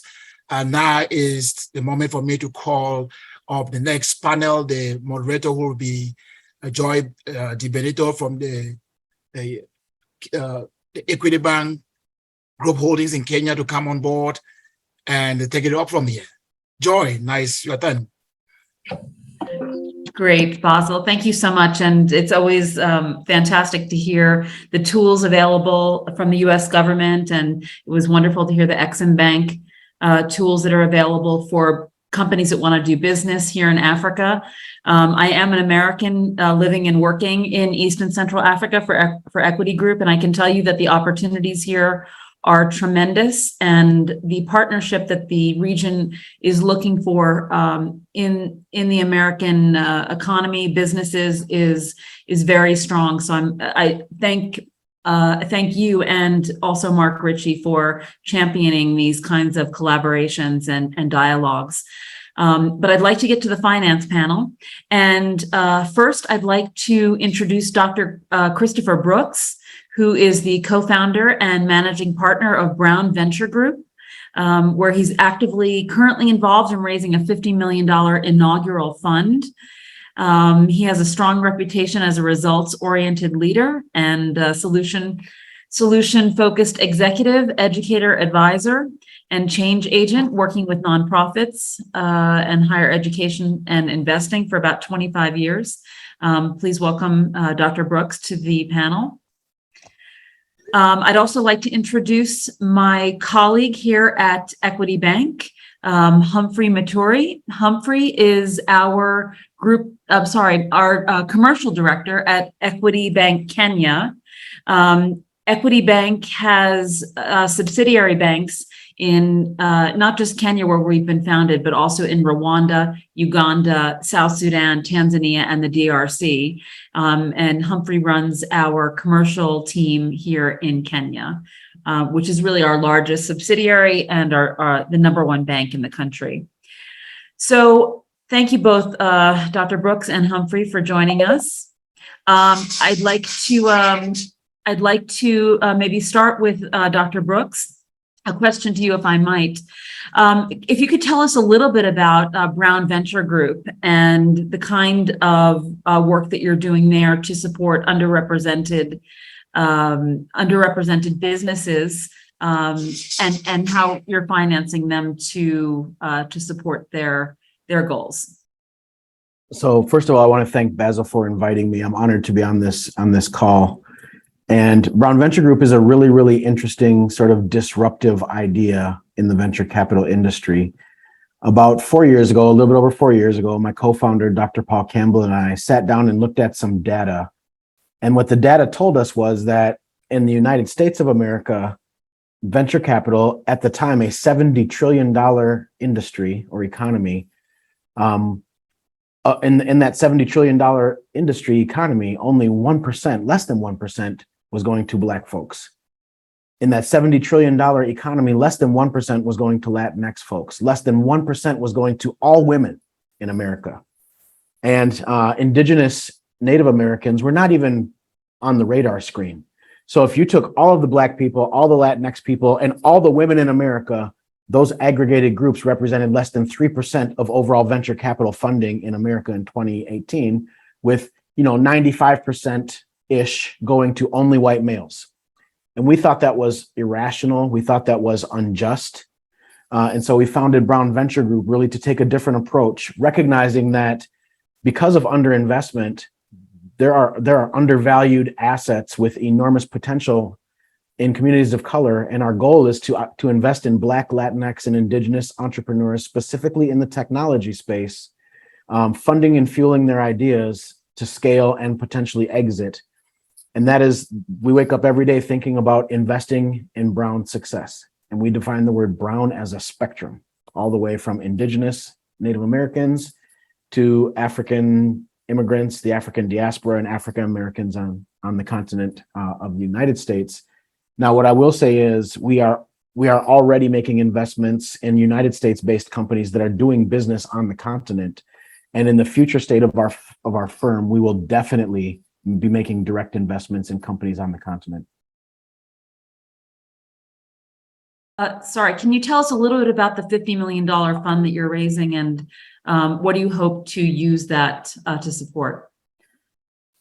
Because of the sort of healthy sense of urgency from our entrepreneurs that we serve, we have been raising and deploying simultaneously. So we're raising a $50 million fund. We only received our first actual capital into our capital account a year ago. In that year, since we've received our first capital, we have made 21 investments. We've invested $7.23 million, again, into Black and brown founders with technology companies. And there are some things I will be announcing at the Emergent Africa Forum in September, which will be held in the Twin Cities. The reality is this, and I think this call actually personifies the reality. Africa is not just the future. Africa is the present, and the African diaspora is the present. And those that lean in today are going to do very, very well today and tomorrow. And not just from like self-interest. This is really, the goal of all of this from our perspective at Brown Venture Group is, if we are successful, especially with Africa, there's a future state of the world where Africa owns Africa instead of other nations owning Africa. And Africa should have its own banking. Africa should have its own everything. And so that's what we are excited about and arcing toward. We believe the United States has a critical role to play to help Africa get to that destination. But at the end of the day, it's all about Africa. Well, I couldn't agree more. But before I turn to my colleague Humphrey, two quick questions. So where are you raising that money from? And I'm curious as to who is interested in that vision that you have. And yeah, I guess that's, and also, I guess, are you going to use any of that funding to support, I guess, the diaspora to do business here on the continent? So the answer to the second question is we've already made 3 investments that will be sort of diaspora companies that are US based that are going to be doing business and are currently doing business, one of them on the continent of Africa. The first part of the question, repeat the first part of the question just so I get it right, precise. I'm always curious who's interested in actually moving some of their money from the U.S. into a fund that might support African businesses. So who are you raising that money from, just out of curiosity? Yeah, and you don't have to give names, but just, what kind of investors are looking for that kind of opportunity? So I'll throw a couple of names out there, institutional investors. Our first major investment was from Best Buy, a local Twin Cities corporation. We're based in Minneapolis and St. Paul. So Best Buy made an investment of up to $10 million in Brown Venture Group Fund 1. Bank of America made a significant multi-million-dollar investment in Brown Venture Group Fund 1. We also then have several foundations, most recently the Bush Foundation, one of our metro area's largest foundations, community foundations, private foundations, put capital in. And then what's really, really fascinating is we have seen a lot of our very prominent business leaders in the Twin Cities metro area put capital in. One of the outliers that we didn't anticipate, but one of the things that's happening in our story is because we have focused on specific communities, Black, Latinx, and Indigenous, there are significant LPs from all of those communities that are also making investments into Brown Venture Group Fund 1. So for example, when we close our inaugural fund of $50 million, we will very likely have multiple Indigenous nations as limited partners on our cap table, which is unheard of, right? It's unprecedented, but we believe that that has to be true to actually disrupt this industry and to create transferable intergenerational wealth in communities that have been ignored by venture capital forever. That is fascinating. Thank you for that. Humphrey, I want to turn to you now, and you are the commercial director for Equity Bank Kenya. You've been with the bank about almost a year and a half now, I think. You've been really leading the team. As Dr. Mwangi pointed out, we have this ambitious plan called the Africa Recovery and Resilience Plan that is sort of segmented along the lines of several different pillars for investment. You've been leading trade missions along those pillars. give us an understanding, I guess, of the kind of work that you're doing on the commercial side, what kinds of investment opportunities there are in the region. You're out in the field, so you're actually meeting with clients and customers. Tell us what you're hearing from them. What kind of opportunities are here in the region? Thank you very much, Joy, and indeed a pleasure to be with you at this moment. So first and foremost, the vision of Equity Bank is really, really powerful, which is to provide financial inclusion to 100 million people in Africa. That work is absolutely critical because many African nations and people in Africa continue to suffer because they have been financially excluded. Equity Bank, through this ambitious plan, the Africa Recovery and Resilience Plan, has decided and made it a determination that indeed we will provide financial inclusion. For individuals, just providing them basic financial services has seen them uplift their livelihood from where they were at, because they can have money transfer services, they can have savings opportunities, people who never thought that they would have a home, have opportunity to access funding, etc., etc. For businesses, similarly, they have been able to scale up their operations. One of the critical space that we play in is in the MSME space, which is really the micro enterprises where people are really getting into entrepreneurship. We know that unless there is sufficient funding available to this particular business type, then they will continue to remain insignificant and will never scale up. So through what we call our ecosystem banking service, we are really seeing businesses begin to scale up and grow, and indeed support the further scale and growth of larger enterprises. Now, when we talk about the trade missions and the regional play that we are currently participating in, what this has basically done for businesses in Africa is given them opportunity to understand and capture opportunities beyond their traditional markets. If you look at a market like Kenya, we have 55 million people, and indeed that is a captive audience. But when we give them exposure to a country like Tanzania, automatically we add another 60 million people to that particular business to be able to service. You look at DRC, 100 million people. So we are really granting opportunities for business people to open up their minds, to scale up their businesses beyond where they have been today. Africa continues to present huge opportunities for investment, opportunities that include manufacturing. I mean, we have a lot of raw materials here in Africa, but we have basically continued to export them in their raw state. I think it's time for banks like Equity Bank to really participate in supporting these businesses towards value addition and creating wealth for themselves. Healthcare is another space. Many people have deteriorating health and lack quality healthcare because they have to travel long distances to access healthcare. So we want to be able to have hospitals available and quality healthcare available right very close to them. They do not need to travel long distances or wait long periods of time to be able to access healthcare. So it's various multiple things that we are doing and numerous other opportunities that exist here in Africa that Equity Bank is really championing and supporting towards people achieving their dreams and giving them dignity. Joy. Thank you so much, Humphrey. And you've been leading trade missions in the region as well. In the last year, I think we've had 6 or 7 trade missions that we've either welcomed or we've led to regional countries, such as the DRC, such as Rwanda, Uganda.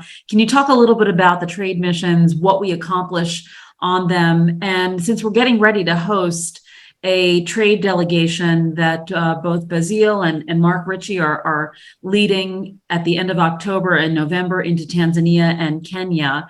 What kind of outcomes have we been able to generate in those kinds of trade missions? The trade missions have been absolutely powerful. What they have done is catalyzed regional trade. So as I mentioned earlier, businesses were previously confined to their respective geographies. but giving them opportunity to see opportunities outside of where they are today has been transformational. It has given them opportunity to really scale up, grow their manufacturing capacity, because they are now addressing a much, much bigger audience than they traditionally would. If I give an example of when we took 300 business people to DRC, out of that opportunity, that particular trade mission, we had more than 2 billion shillings of $2 billion of opportunity of investment in that market that was immediately identified. Now, remember, had this trade mission not happened, had Equity Bank not participated in this and championed this, those opportunities would never have been identified.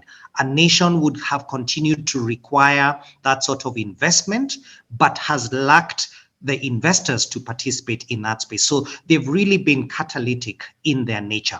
I would also say that through these trade missions, we have strengthened bilateral ties.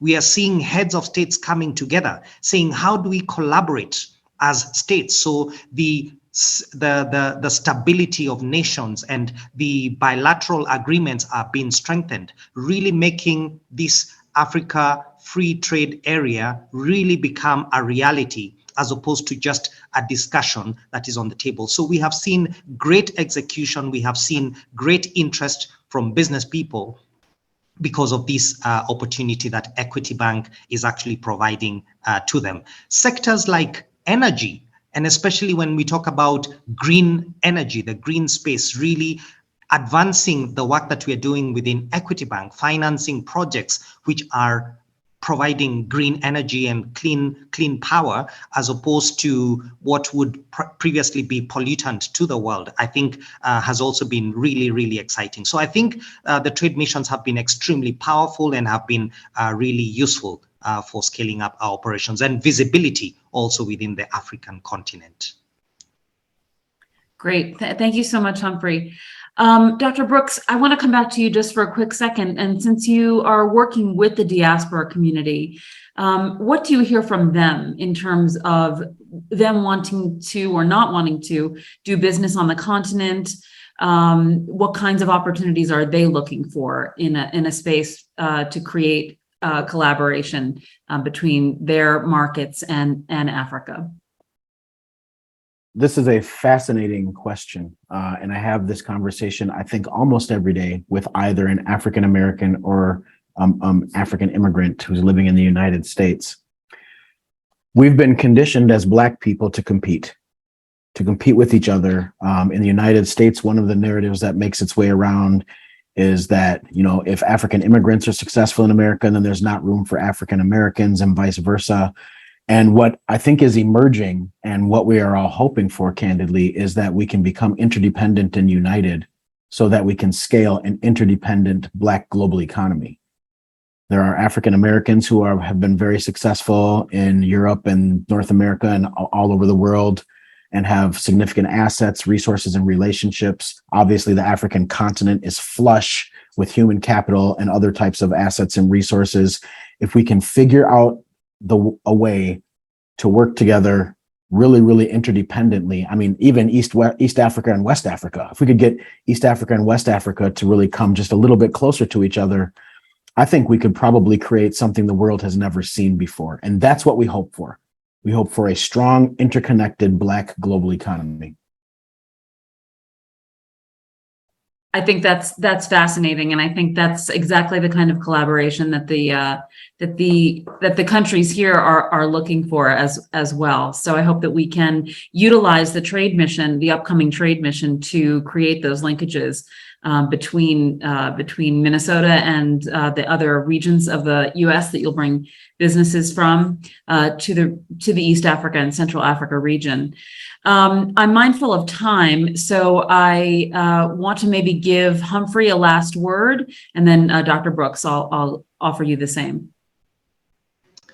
Yeah, so really the message that I would share at this point in time is, I mean, we've talked about Africa rising. I think this is really the opportunity for us to work together, to collaborate, and really capture and seize the opportunity to transform the lives of the human race. I think gone are the days where financial exclusion was a thing. We now have opportunity to really work together towards developing the world as a whole. Africa is a safe continent. It has lots of wealth. It's got lots of resources, but there is one need, which is the collaboration that is going to happen. There is lots of technology that's available in the world. As it continues to move into the African continent, we automatically scale up. So it's about winning together, not seeing it as competition, but rather collaboration towards achieving a common goal for the sake of humanity. And I think as a bank, as Equity Bank, we want to champion that cause and we want to see it happen. So we look forward to the engagement from the team that will be visiting from the US into the East African region. So welcome once again. Thank you. Thanks, Humphrey. Dr. Brooks. So serendipitously, I will be in Tanzania next week. So if there are any Tanzanians on the call, I would love to maybe get a chance to have a cup of coffee with you. I'm visiting Tanzania because Brown Venture Group has made a decision to make an investment in a US-based company that is doing business in Tanzania. And we're really, really energized and excited by the thought that in the future of Africa, there could be a continental economy that is less and less dependent on the Western banking rails and even on Swift. So I just want to applaud and encourage all of those who are on the continent, working very hard, building brand new things, disrupting really, really old broken systems. We see you from America. We honor you, and we are really, really excited to join you. Great. Thank you so much. I appreciate both of you, Dr. Brooks and Humphrey. I don't see any questions in the chat. And again, I am mindful of time, so I'd like to turn it over again to, I believe it's Mark. Thank you both, Dr. Brooks and Humphrey, for taking the time. Really do appreciate it. Thank you for having us. So for those of you joining for electrical power, we have other things happening. So we're going to move now to the conversation about health and medicine. And we're very excited to have joining us on our panel today, Thomas Hudson, who's Executive Chairman at Synergy Medical Group. And I believe you have a PowerPoint to present. Am I correct? Yes, that's correct. Great. I'm going to turn the microphone over to you. I'll be very brief, and thank you, Basil and Mark, for allowing me to be part of your conference today. And my background. You're just putting it on. You can you hear me right, Mark? Yeah. Yes. Thank you. As mentioned, I'm the one of the co-founders and chairman of Synergy Med, a global solutions company. We design and deliver healthcare facilities that are both mobile as well as fixed for both operating rooms and mobile clinics and laboratories. As you can see from the picture here, my background was 25 years with the IBM company as an executive, and then after that started a number of companies of my own. Synergy, we began about 5 years ago and really looked to apply technology in many ways. First using digital designs to create a state-of-the-art operating rooms and fixed mobile units like the Mobile Clean Cube rapid response. This has been used extensively in the United States. We've installed in Texas, Hawaii, Virginia, New York State, and very rapid turnaround in designing specific facilities, custom manufactured, prefabricated, and then shipped to that site. So we see this as being able to apply to needs that we think might be needed in Africa, but frankly, we don't know. So we look forward to understanding your specific needs as we go on. Just to give you a quick highlight of the custom manufacturing capability, these are prefabricated here in Minnesota and in Wisconsin. They can be units that are in a footprint of a container or, in fact, multiple containers. So they start with 300 feet to many thousands of square feet. Can be used for test, triage, for laboratory isolation units, COVID CLIA laboratories have been a case in place over these last 2 years, where over $20 million worth of units were shipped to those sites that I mentioned. These units are quite flexible and designed for having multiple rooms in them, having power off the grid as well as on the grid capabilities. And unique to them, they're hermetically sealable, and they can be 6-log decontaminated of any virus, fungus, or bacteria, including MERS, Ebola, and COVID. That decontamination is unique to us and can be done by room or by the entire unit.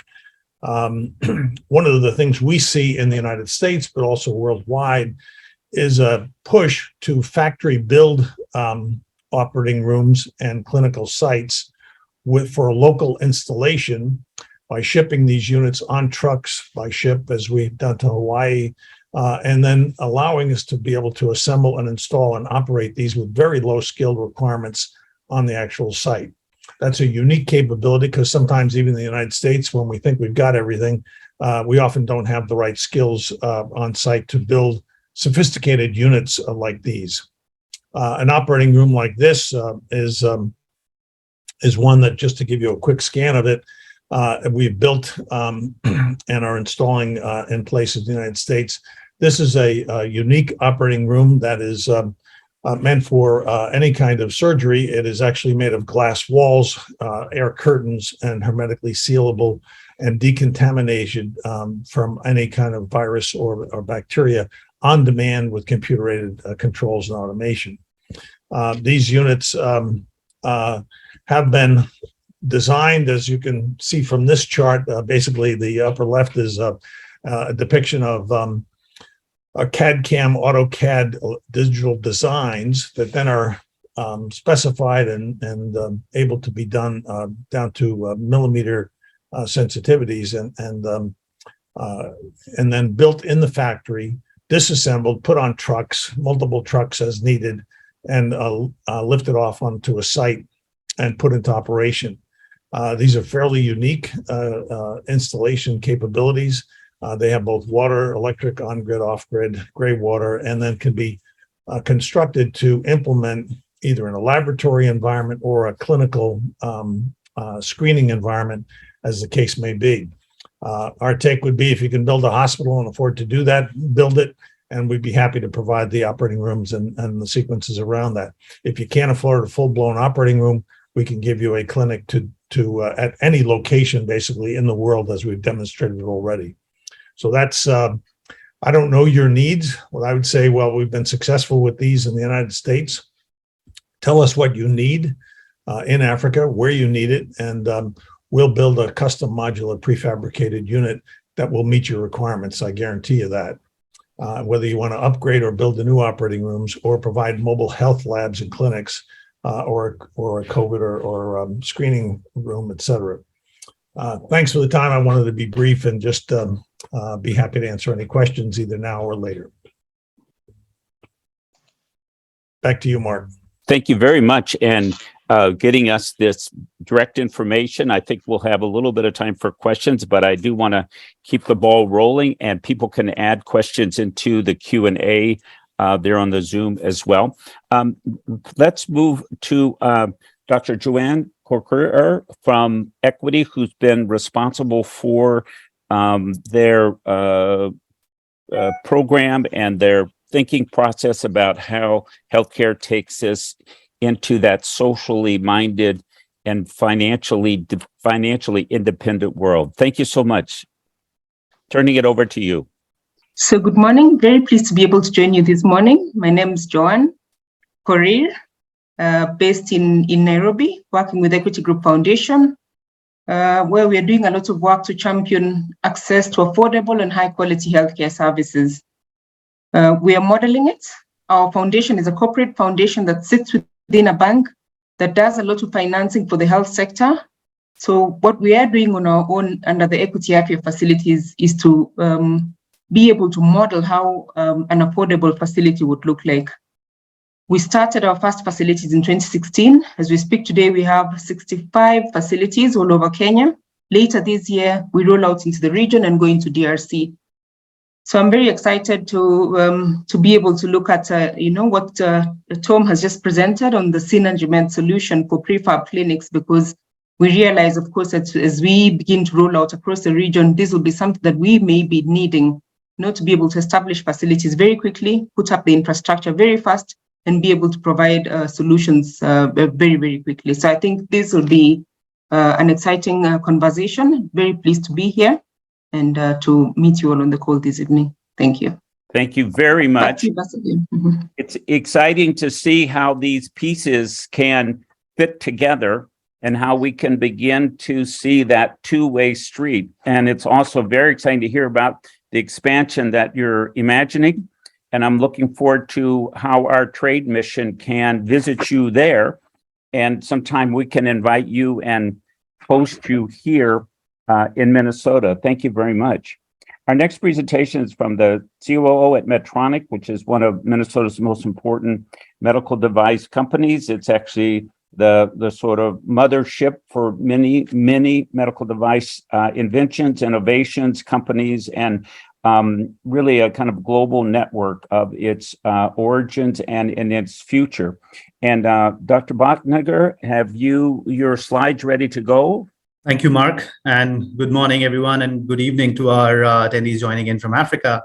My name is Kaustubh, and I'm a director with Medtronic and the chief operating officer of the entity called Medtronic Labs.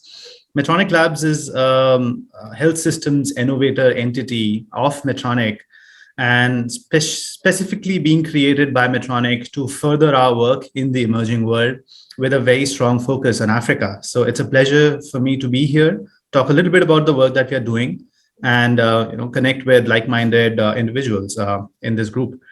So I won't again take a lot of time. Very quickly, just wanted to share what exactly we are doing at Medtronic Labs. And Mark laid a very good introduction about our parent organization, Medtronic, which is the world's largest healthcare technology company. Medtronic built Medtronic Labs to actually focus on transforming care with a focus on chronic diseases, specifically hypertension, diabetes, mental health, as well as disabilities. And currently, we are working in 7 countries across Africa and 4 countries in Asia. At Medtronic Labs, we design and implement tech-powered healthcare delivery models, which strengthen existing health systems and then extend their care into local communities, delivering sustainable outcomes for underserved patients worldwide. You might be wondering why chronic disease, as most of the people who are, especially in the healthcare sector, know, it is the silent epidemic today. There are billions of people around the world, especially in the low and middle income communities, who do not have access to healthcare services to manage these diseases. And they are actually a big contributor in pushing people into poverty and reducing lifespan. So really, we believe that a focus on this disease area can lead towards a significant improvement in quality of life for billions of people around the world. So how we actually approach this work, I'll actually come to that in a bit. Before that, just to talk a bit about our footprint. Like I said, we are right now having pretty active operations in countries across Africa, especially Kenya, Tanzania, Rwanda, Sierra Leone, and Ghana. Venturing soon into newer areas like Uganda as well.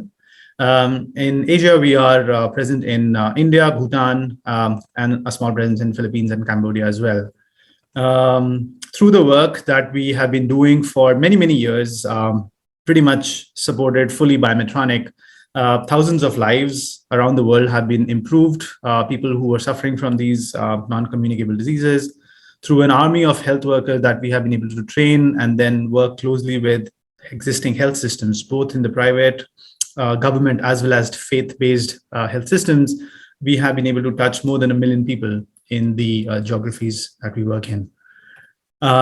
So yes, talking a little bit about how Medtronic Labs operates, our goal is to deliver better health outcomes for patients in low-resource settings by leveraging cutting-edge digital technologies and using that, enabling enabling last-mile healthcare delivery. There are 3 core pillars of what we do. like I started off by saying, digital technology is at the core of what we do. We truly believe that through the use of digital technology, we democratize healthcare. We are able to take healthcare into the communities, and through the use of healthcare workers, truly enable last mile access. We are just not focusing on digital technology, though. A very core component of what we do is also on-ground field operations. So we have headcount, we have Medtronic Labs staff in all the countries that you saw, in many places larger than the next biggest healthcare organization that would work there by many-fold. So we have strong teams in the communities working closely with health workers, closely with the health systems that are there in these communities, providing training, capacity building, technology, and then overseeing day-to-day operations to ensure patients are getting the care that they need. And then finally, what rounds it all up and makes it scalable are partnerships. We truly believe that we can't do all of this on our own, and there is so much effort and so much focus from many partners who are trying to do the same thing or similar things. So we are open to partnership, and we aggressively pursue partnerships with health systems, like I said, private, public, as well as faith-based. Also governments. In each of the countries where we are working, we have strong ties with the government stakeholders, the government machinery. We're actually trying to drive policy to make sustainable change. We also partner a lot with local innovators, bring in local technologies that are relevant for the ecosystems we are in, and try to bring those technologies to scale. And then, of course, in the US and Europe, we work with multinationals and funders to bring in the capital that's needed to drive sustainable system level change. So that's a lot of information, and I'm happy to answer any questions. But I will just finish my talk by saying that the future holds for us a truly fully integrated model at national scale with sustainable difference to health systems that are strengthened through our technology, through the training and capacity building that we provide, thereby allowing people across the whole country to access the healthcare that they need. So I'll stop at that and hand it back to Mark. Thank you so much. And it was very interesting watching this panel talk about very specific things, talk about system-wide, and talking about national panel. And I'm hoping that maybe each of you could give us as an audience a sense of how you connect with these different levels. You're developing a particular clean box, or you're developing a system of clinics, or you're developing a national scale. Maybe each of you can share, how do you, in your role, then connect with these other opportunities that make for maybe what we call a universal healthcare or healthcare access? Who would you like to go first? Jump in. Tom, jump in. Yeah, I'd just say we're neophytes for Africa. While I have visited and spoken for the World Health Economic Council and Harvard University and a number of countries in Africa, we're as a company, Synergy is a neophyte. We're not neophytes in the United States, and we've seen the ability to respond very quickly. So, for instance, when COVID hit, the world of operations and elective surgery stopped. What the world needed was CLIA test laboratories to do the sophisticated PCR testing. And we built the laboratory in a couple of weeks and delivered it inside of 7 weeks and made it operational to be able to do 10,000 PCR COVID tests in a shift. That didn't exist anywhere else in the world that we know of. And it was very satisfactory in helping Hawaii to do this. It helped at the border crossing for a clinical hospital deployment to screen patients in a parking lot using our facility external to the hospital so they could prevent contaminated patients or from entering the hospital first, and screen them and treat them pre. Similarly, at a University Medical of Excellence Center in New York State, we were able to build a large operating room within the hospital itself, an expansion that in a matter of 4 weeks, and designed it in a matter of 7 weeks, and then installed it in 4 weeks. So it's a rapid way to deploy health facilities to meet needs that are both short-term and very long-term for 5 years, decade. So you're pointing out COVID created this opportunity to then test and then to perform and then sharing that so that others could say, oh, maybe there's some way to integrate this into our system. What a great thing that happened. What about in Kenya, the national plan? Okay, thank you, Mark. And I think it's really exciting to be able to be on the call today with Kostab and Tom, because a lot of the work they're doing, I'd like to say, just last week, I was actually at one of your sites, Kostab, in Makueni County, visiting one of the projects that they're doing there. So it's such a coincidence to be on the call with you today and hear you talk about the work that's going on the ground. It's exciting, I think, because as I talked about, we focus on the infrastructure end, specifically the health facilities end. But then, as I think we recognize, a key challenge here in most of Africa, I'd say generally, when you look at Africa, still the leading cause of mortality and morbidity here remains infectious diseases. So when we talk about what Tom has talked about in terms of doing a lot of prevention campaigns, things like community outreach, which I know Medtronic labs are doing, how we've mapped out our facilities is that we're going to do or establish a sort of pyramid of facilities where at the top tier we have what we're calling the hubs. It's a hub, satellite, and spoke model. So the majority of our facilities are going to be the low-level facilities called the spokes, which will be run by nurses and doing a lot of what will have an impact as far as prevention goes, which is a lot of prevention and health promotion campaigns. So going out into the communities, engaging them, interacting them, teaching them. So I was pleased to hear about what Tom talked about in terms of putting up small facilities where they were able to do screening for COVID patients earlier.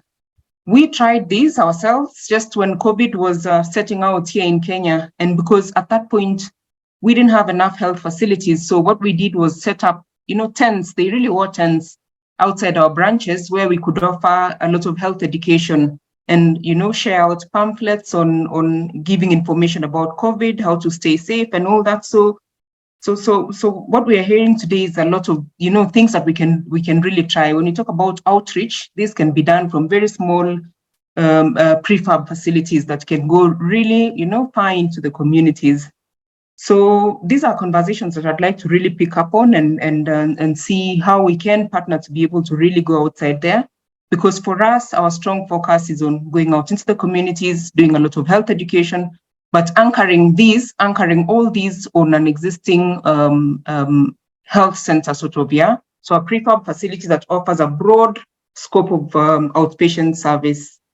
If you look at the majority of our 65 facilities that we've established now, it has essentially everything that you could get on an outpatient basis because it has a doctor, lab, pharmacy, dental, optical services, small procedure room that allows you to do day case, very basic sort of surgery, that would allow the patient to be able to go home. So, these are conversations, like I'd say, that we'd really like to pursue further and see what we can do jointly together. Really excited when I hear about partnerships, which everyone so far has talked about. Yeah, thank you. Great. Thank you very much. Medtronic Labs is helping us think big picture. Yes, absolutely, Mark, and that's the hope. And when I listen to Tom and also Dr. Joanne, it's again music to my ears because again it's exactly similar thought process. It's about thinking innovative solutions. What works in the Western world will not work in Africa, and we have to really think out of the box. We have to think solutions which are appropriate to the patients that are in those geographies and what they need today. And the focus is there on outreach. It's on education and prevention and linking the right patient to care, ensuring health systems are not getting burdened, but rather utilizing technology in the communities and triaging patients in the communities and providing them care there and then. And we all literally are, that's the good thing about a forum like this, that we all are trying to solve for pieces of the same puzzle, so it's all about us coming together and then figuring out something that works for the best of the patient.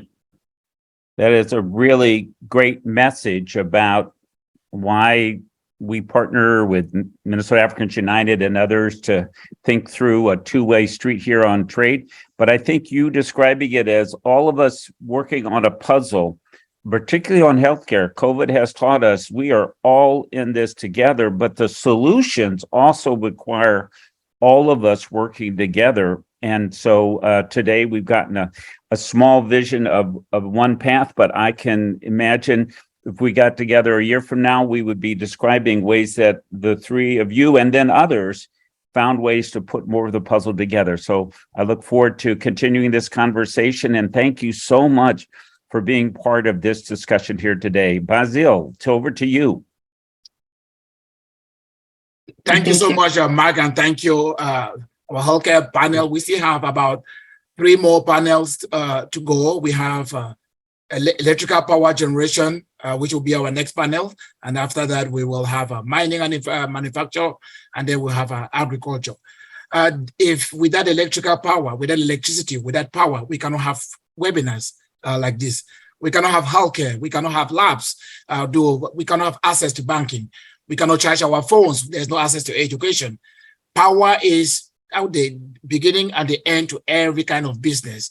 I'm really, really happy at this particular point to really introduce Power Africa, that has really been the engine behind helping to make sure Africa is powered, so we are able to improve economic prosperity and opportunities for everyone in Africa to be able to do business and to be able to have access to all kinds of opportunity. I will be introducing Liliane Ritchie.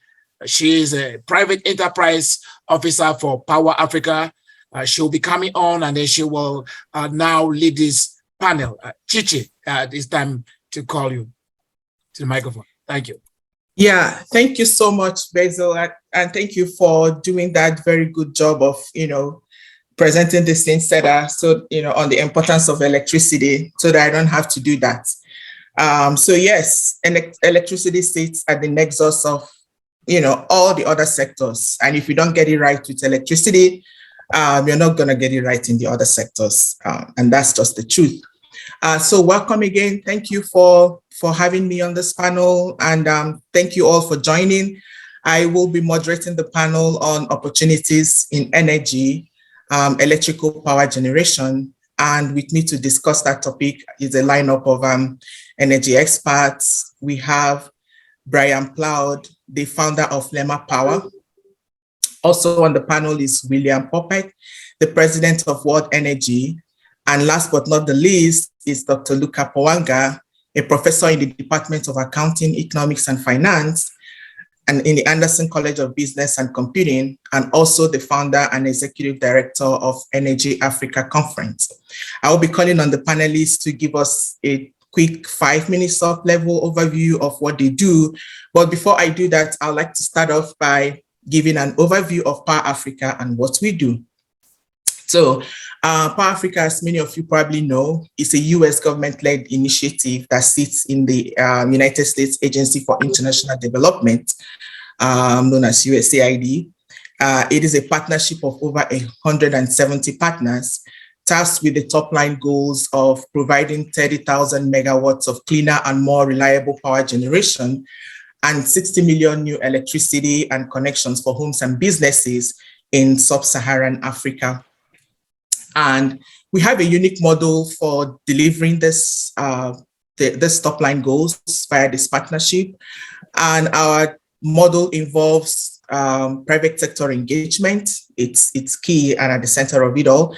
And we also have energy and finance sector expertise, that we provide, and also government-to-government collaboration.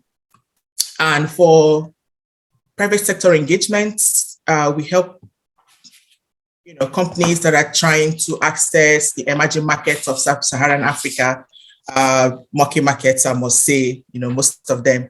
We provide some transaction advisory support. We also provide market intelligence and due diligence support for businesses that are looking to expand or to scale into the African market. And for energy and finance sector expertise, we help, we play some matchmaking roles to connect upcoming companies with prospective investors in the space. And in terms of government-to-government collaboration, we actually do a lot in that space, and it's basically around providing the enabling environment, because that's very key for being able to do business in sub-Saharan Africa and actually in emerging markets as a whole. And so some of the support that we provide in that space is helping with transparent legal and regulatory frameworks for African governments. We also help to facilitate sound, strategic, and integrated power sector planning. Actually, we've had successes in some countries, one that comes to mind being Nigeria, and specifically the Lagos state government, where we help them with an integrated resource plan around their energy access in that state. And in addition to that, we also help with clear and transparent procurement processes for transactions, to come to close, and for energy to be developed. We also help with utility and electricity tariff reform, and also in strengthening environmental and social standards and gender equity. Gender equity is a huge part of what we do, because we believe that, to have success, it's an all hands on deck approach, and that every sector has to be duly represented. We have projects scattered around sub-Saharan Africa. We have them in Ghana, in Togo, in Nigeria, in Zambia, in Lesotho, Madagascar, Mozambique, Malawi, Rwanda, name them. And one other thing that we do, yes, because the panel that just finished was talking about healthcare, right? And Power Africa is huge on healthcare electrification.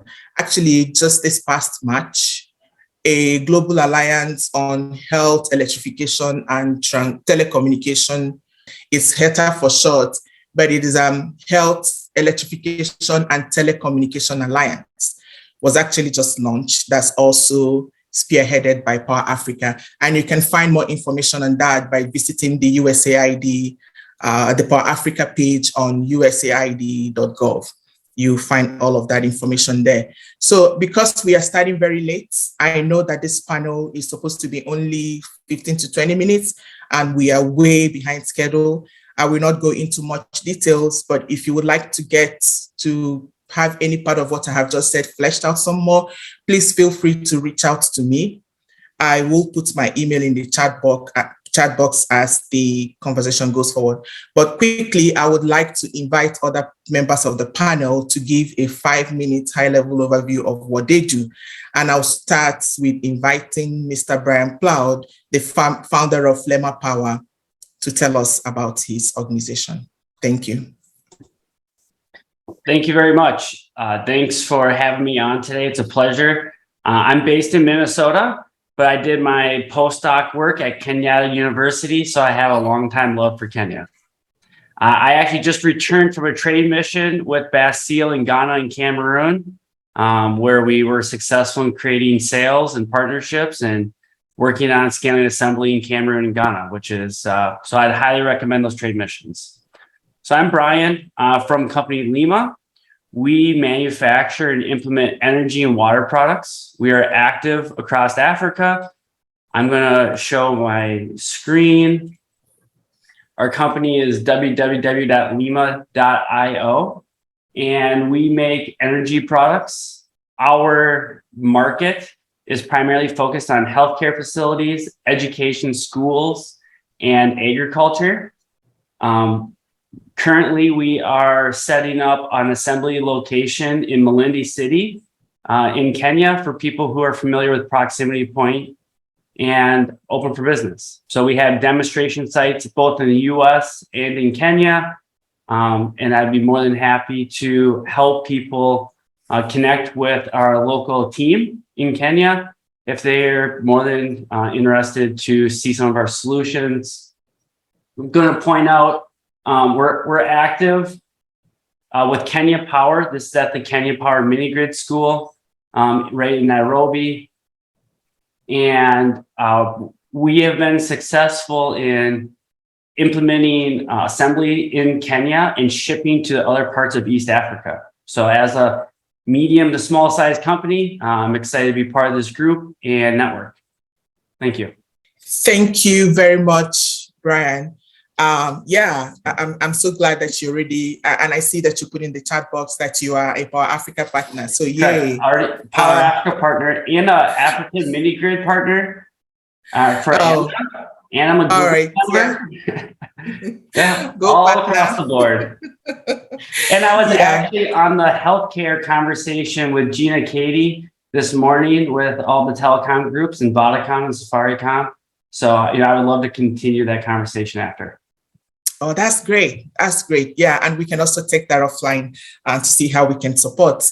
And with that, let me quickly invite William Poppet, the president of World Energy, to give his high-level overview.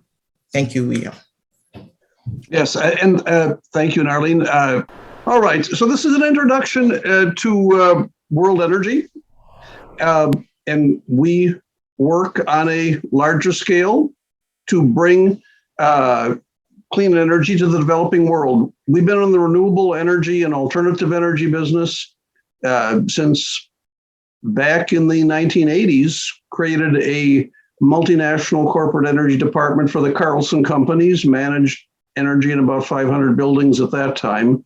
Did the first large-scale building solar system in the 1980s. It was a solar collection system, a thermal system rather than photovoltaic. And in the last 2 decades have worked with a number of organizations to do international work. My first work with USAID was pre-Power Africa, nearly 30 years ago now, worked in Tunisia doing workshops, mentoring sustainable energy practices. And since that time, I work with CARE. I'm currently serving on 2 UN Refugee Energy Development Task Forces, and the folks that work with me at World Energy have been in the utility business, trained grid operators in a number of different international countries, Latin America, Asia, Africa, and as well as in the United States.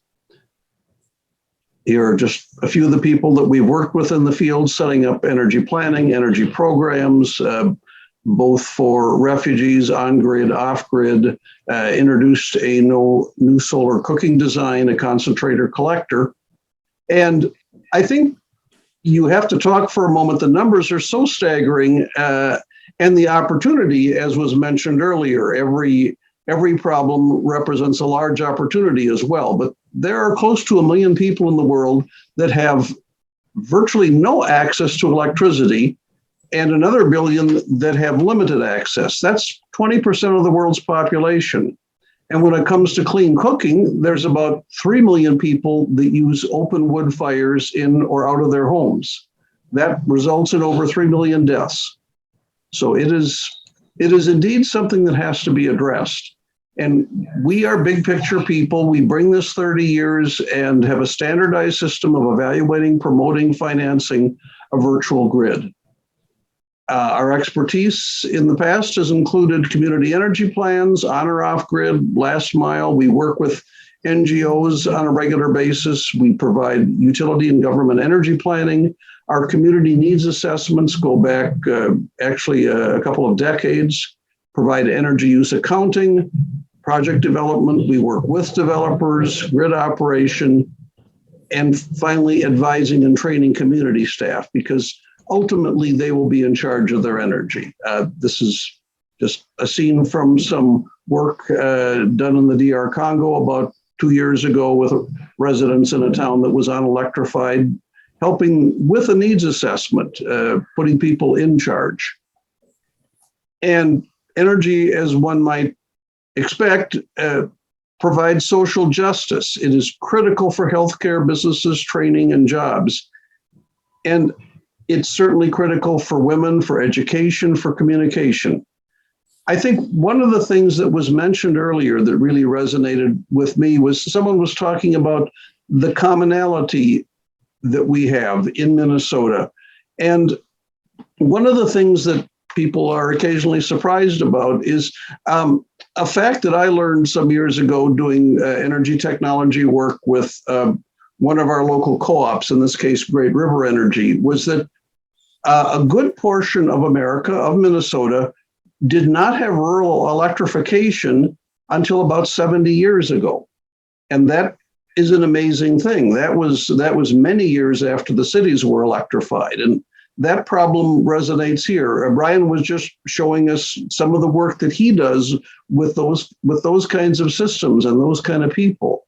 That is extremely important work. And it is something that ties us together. Energy supports long-term infrastructure development, is the creation of jobs, healthcare, education, etc. So this path to empowerment, right now we're at the stage where there's initial subsidization. Energy to many people needs to be subsidized through loans, but economic empowerment will create self-supporting conditions where ultimately people that currently do not have electricity become economic contributors and they become the experts. They will be selling us energy products and services. So I think on our path, what we need is more funding sources. And I think there's a lot of folks out there, a lot of organizations that would like to have our kind of work, our kind of development and or planning work, but we need to, I think, talk further and get more deeply into what Power Africa, Prosper Africa, USTDA can and will do with us. Lastly, I would point out that our team has just come out with a global energy textbook for both graduate electrical engineers and also for people that are in public policy. Modern Electrical Systems talks about the huge transition that all of us are going through in the world now with technology changes, as well as energy poverty and lack of energy in many areas. So with that, we hope to continue to partner and grow with the folks that we are talking to and working with here. Thank you. Thank you, William, for that presentation. You actually touched a bit on some of the challenges, because I'll be asking that question in a short bit. But let's quickly go to Dr. Luca Poanga to give us his overview. So the Energy Africa Conference was established to try and bridge the gap, as you heard from William, that in Africa, I mean, almost 20% of the world has no access to electricity. And in Africa, we have almost over 600 million people who have no access to electricity, a statistic which is very, very common. And our main aim was to establish a conduit or a platform where we could share ideas, we could share technologies, we could share best practices. And the most important part of that is being able to form partnerships that would actualize projects in Africa. So the Energy Africa Conference has got two main purposes, one as a platform and the other as a network of investors, a network of engineering, procurement, management firms, and a network of just professionals who are interested in doing business in Africa. So I'm happy to be part of this group, and I hope that after this, I will be able to connect with some people so we can work together. The second function that we have is we identify specific projects in Africa that we bring this network that we've formed to work on. And we have developed partners across Africa, largely East Africa, West Africa, and Southern Africa, so that we can work with those people on the ground, and then we can find, pretty much vet the projects before we bring them to our partners. And when you partner with us, we are not looking at passing you on to the project. We work with you as a partner. So as problems arise, as we move on, we are able to solve those problems, so that we don't just put you out there to deal with people that you don't know. And things may arise just because of a miscommunication, and we try to remove that kind of that kind of situation. So in a nutshell, that's what we do, and we are looking for partners with projects in Africa that we would like to actualize So if you are interested, again, just get in contact with us. I think I will just put my email here to everybody, my email in the chat for everybody, so that you can contact me if needed.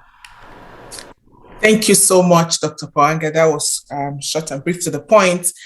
We probably will have just time for just one question apiece. And I would like to start with Mr. William Poppet.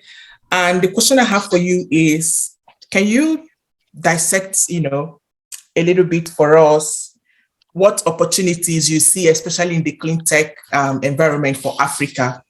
What in the course of your work, what opportunities, because you did touch a bit on that, but if you can delve a little bit deeper into the opportunities that are bound in the energy sector in Africa. Well, obviously the opportunities are numerous. I think there are many more people rural and off-grid than on-grid as far as clean tech goes. And I think if I'm answering your question properly, I think there's also opportunities on grid for clean or cleaner forms of energy. There are natural gas sources, and there certainly are hydro sources that are untapped in many African countries. So I think an issue is the integration ultimately of community grids, mini grids, microgrids with the main grid system. And as you indicated, your work with deregulation and independent power producers, I think, is important in helping to make that happen.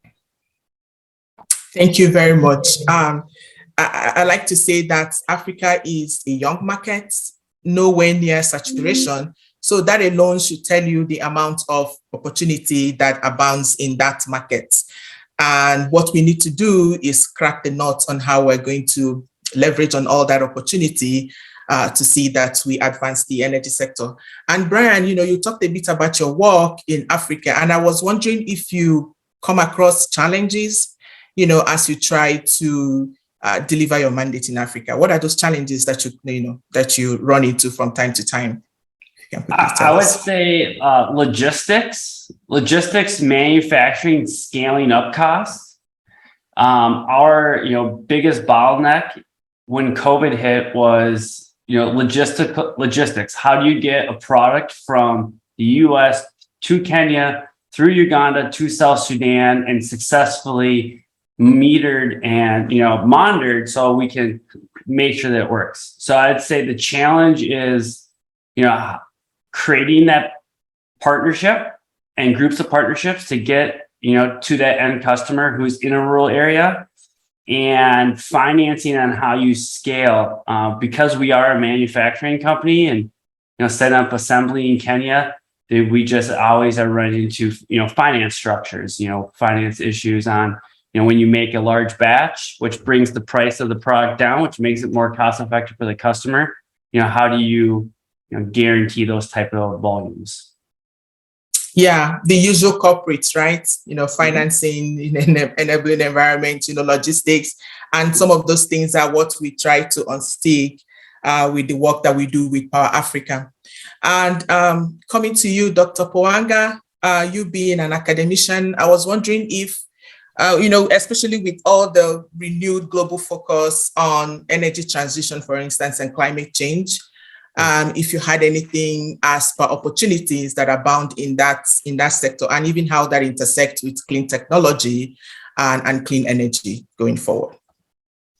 Yeah, actually, there are quite a number of opportunities that are happening as a result of refocusing on renewable energy. And in fact, with the recent bill, the Inflation Reduction bill that was signed recently in the US, it has opened up a number of inquiries about, hey, how can we do green hydrogen in Africa? How can, and other countries, people from other countries saying, hey, how do we get into the US? We would like, especially with the incentive that has been provided, we would like to treat wastewater and so on. But of course, the problem is, if you look at the Midwest, the Midwest where I am, that's in Colorado, for instance, water is very scarce. So trying to do those kinds of those kinds of projects becomes very challenging.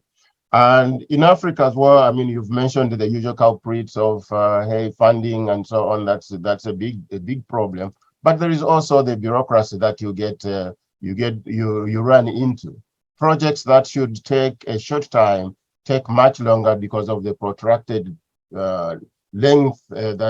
period of time that you have to negotiate and get things in place. But once you get things in place, that's fine. And then the other thing is, obviously, with the problems is we end up with a lot of people that don't know so much about Africa, and they're always scared of things that they don't know about. So even though the project may be very viable, they are not keen on being a funder or getting involved in that project. However, the opportunities are abundant. And we've seen a lot of governments, for instance, if you look at the government of Zambia, it's been focusing a lot on expansion, making sure that we have abundant energy. You look at Malawi, it's the same kind of deal that you are getting, because those countries are not highly electrified. If you look at the north, they're highly electrified, but if you look at Zambia, Malawi, for instance, it's 15% electrification. So there are all these opportunities, and they're asking all of us, hey, let's work together. And that's the only way we're going to be able to move forward together. So I will leave it at that. Well, thank you so much. This has been, and yes, it is true that the recent passing of the IRA has opened up the horizon for clean tech. And part of what we're doing in Power Africa is to try and steer relevant players, a little bit away from just the domestic market, to look at the African market, as they try to come up with solutions, on the IRA, because experience in time past when things like this have launched is that the focus is usually on the domestic market, but then there abounds all these opportunities that we've been talking about in the international market, especially in sub-Saharan Africa. I know that our time is fast spent, and I see chats asking for information. I wasn't able to post mine because I don't have I don't have the feature to send a message to everyone, but I have typed in the Power Africa website as well as my email address to the panelists, and maybe they can find a way to share that with everyone else. This has been a very interesting conversation. I'm sure everyone here will agree. In the interest of time, because I know we started very late and there are a couple other panels I also have to go, and this is supposed to end at 2 p.m. So with that in mind, I would like to hand it back to Basil and to say a huge thank you to the panelists and to the wealth of information that you have brought on to this interesting topic that we have touched on very briefly. Thank you, and over to Basil. Asante. We want to thank you, the audience and our electrical generation panel. We should be now calling up our next panel will be mining and manufacture. Maybe Mark, you take over. Yeah, thank you, Basil, and thank you to the panel. Electricity generation for everything, and one of those things is also for mining. For many countries in Africa and for the state of Minnesota, mining is a huge part of our economy. And today's discussion will be how we can be thinking more globally and how we can be better connected. And we have two people who've been active in the international arena and on this particular question. Stephen Dickinson, who's the co-chair of the international section of the law firm Cozen O'Connor, and a person who serves as a general counsel or counsel to a number of important firms that are in the international marketplace in mining equipment, et cetera. We'll hear more about that from Stephen. And Daryl Boelkamp, who's the Senior Director for International Business Development and Government Affairs at Vermeer, which is a very important manufacturing company, design and equipment building company based here in the Midwest, based in Pella, Iowa, but active around the entire planet. We're so thrilled to have you both on, and we just want to get right down to it. Daryl, you're out in the marketplace selling to mining companies everywhere on the planet, including Africa.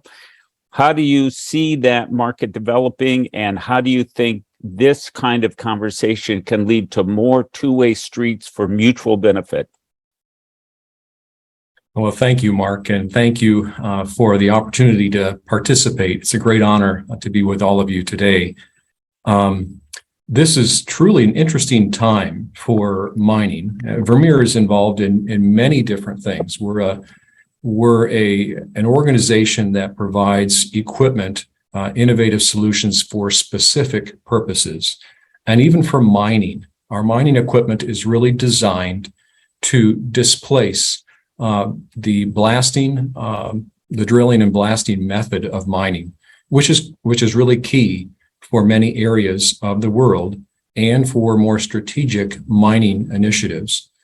And now even for the critical minerals or the green minerals that are so needed for the coming economy and for electric vehicles, battery power, etc., we're finding that a lot of those types of minerals are also leached, and our type of mining lends itself extremely well to milling and avoiding the blasting and creation of either dust or large boulders. And it can be leached much more efficiently, much more effectively. So whether it's iodine, whether it is lithium, or the other hard and soft rock minerals that we do, bauxite, iron ore, copper, etc., or even coal or the limestone aggregates, there just seems to be a lot of renewed and new opportunities in the mining sector and throughout the continent of Africa. So we're very excited about that. And I think we're looking at a new day, both here in the United States in terms of mining, but also partnering with countries around the world to develop these minerals and extraction.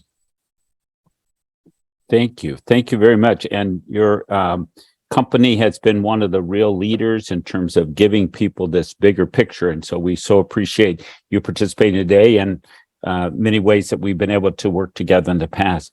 Stephen Dickinson, you've been representing and part of their Vermeer world and also in international commerce and international work in general for years. How do you see this next period evolving that we could build out more collaboration in this mining sector? Thank you, Mark. As Daryl said, interesting, the old Chinese curse, may you live in interesting times. And I think we sort of find ourselves there. So as Mark said, I'm a partner at the law firm of Cozen O'Connor. I co-chair our firm's international practice. I lead our international business practice. I have had the privilege for more than 20 years of working with Daryl and his colleagues at Vermeer and representing them in a number of transactions and projects around the world, and also a number of international companies.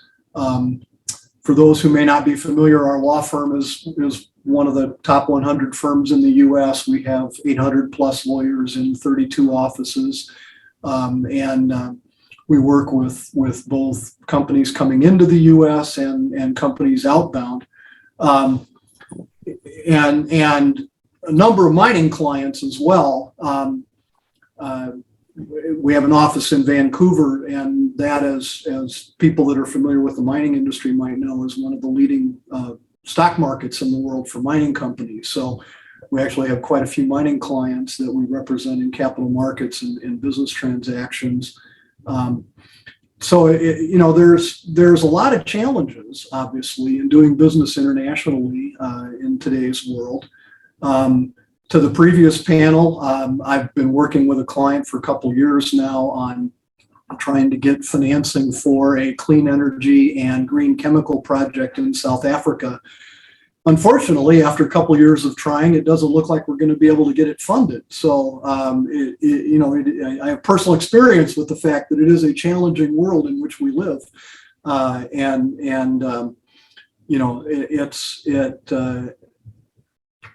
like I guess everything these days, nothing seems to be easy and nothing seems to be getting any easier. So I know it's kind of a long answer to a short question, Mark, but I think we have a lot of challenges. We from my perspective on the legal side, we try to help clients get connected and try to get projects done, working with a variety of companies and with a variety of law firms and accounting firms and other professionals around the world that we have relationships with. But it's a constant challenge. So, Daryl, how are you selling into Africa now? Do you have your own dealers? Do you have partnerships? Do you have direct contracts with firms that are just come to you and say, we need this, and you figure out how to give them that? Yeah, good question, Mark. And I do have a presentation, but perhaps even for just limited time, I just talk through this, or I could show the presentation, which has some of that embedded into it. But we do work through independent dealerships in Africa, dealership ownership groups that have several locations in the various countries. So we sell to them, they sell to local power companies, telecommunications companies, governments, contractors to provide our equipment, and then they support that with parts and service.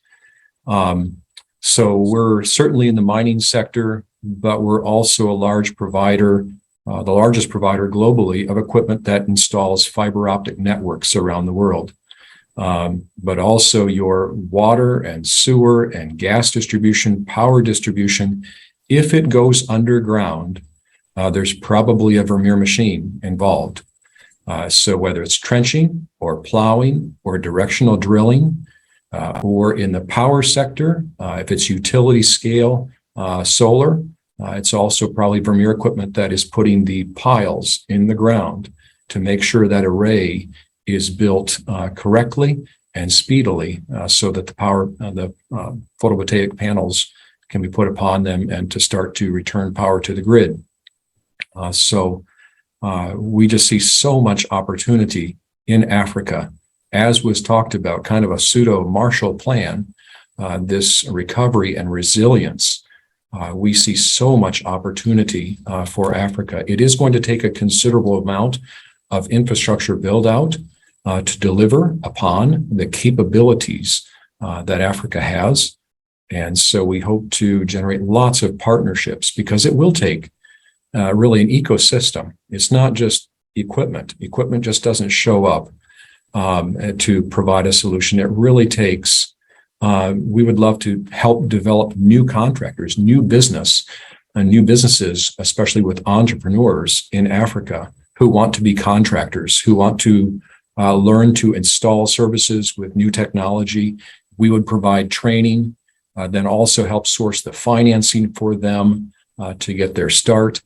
We've done that successfully in many countries around the world, and it's really exciting to see the growth of those companies as they help their countries build out their infrastructure networks to enable that growth. So that's our hope. But it takes an ecosystem to even of civil works and public works documents to enable new technologies to thrive, to build out infrastructure. So bringing finance together, bringing civil leaders together for public works changes, to bring the equipment and new businesses, new contractors that can be developed in these countries. I'm sorry. Well, it seems like that's part of the inspiration, is when you can see a project that goes from start to finish and suddenly somebody has electricity or internet or water or whatever. It's kind of gets you up the next day to tackle the next one, because it's going to be complicated. That's just how it is. But Steve, you must be one of the connection points that helps companies get connected to each other, and then difficulties, but more, making it happen. Can you feel momentum coming now, COVID changing and people saying we need to move on, or what are you feeling out there? Yes, in all of that. I mean, one of the roles that we play, me personally, my colleagues in our international practice generally, is to be a connection point, because oftentimes it takes, as Daryl was saying, it takes putting together a whole group in order to be able to do something successfully. Particularly in markets that are oftentimes developing. The needs very much outweigh the capacity of the financing and expertise and a whole variety of areas. So it really does require, and as Daryl was saying, and as Vermeer does regularly, putting together a consortium of players that can successfully do some kind of project, whether that's a power project, a new manufacturing facility, whatever.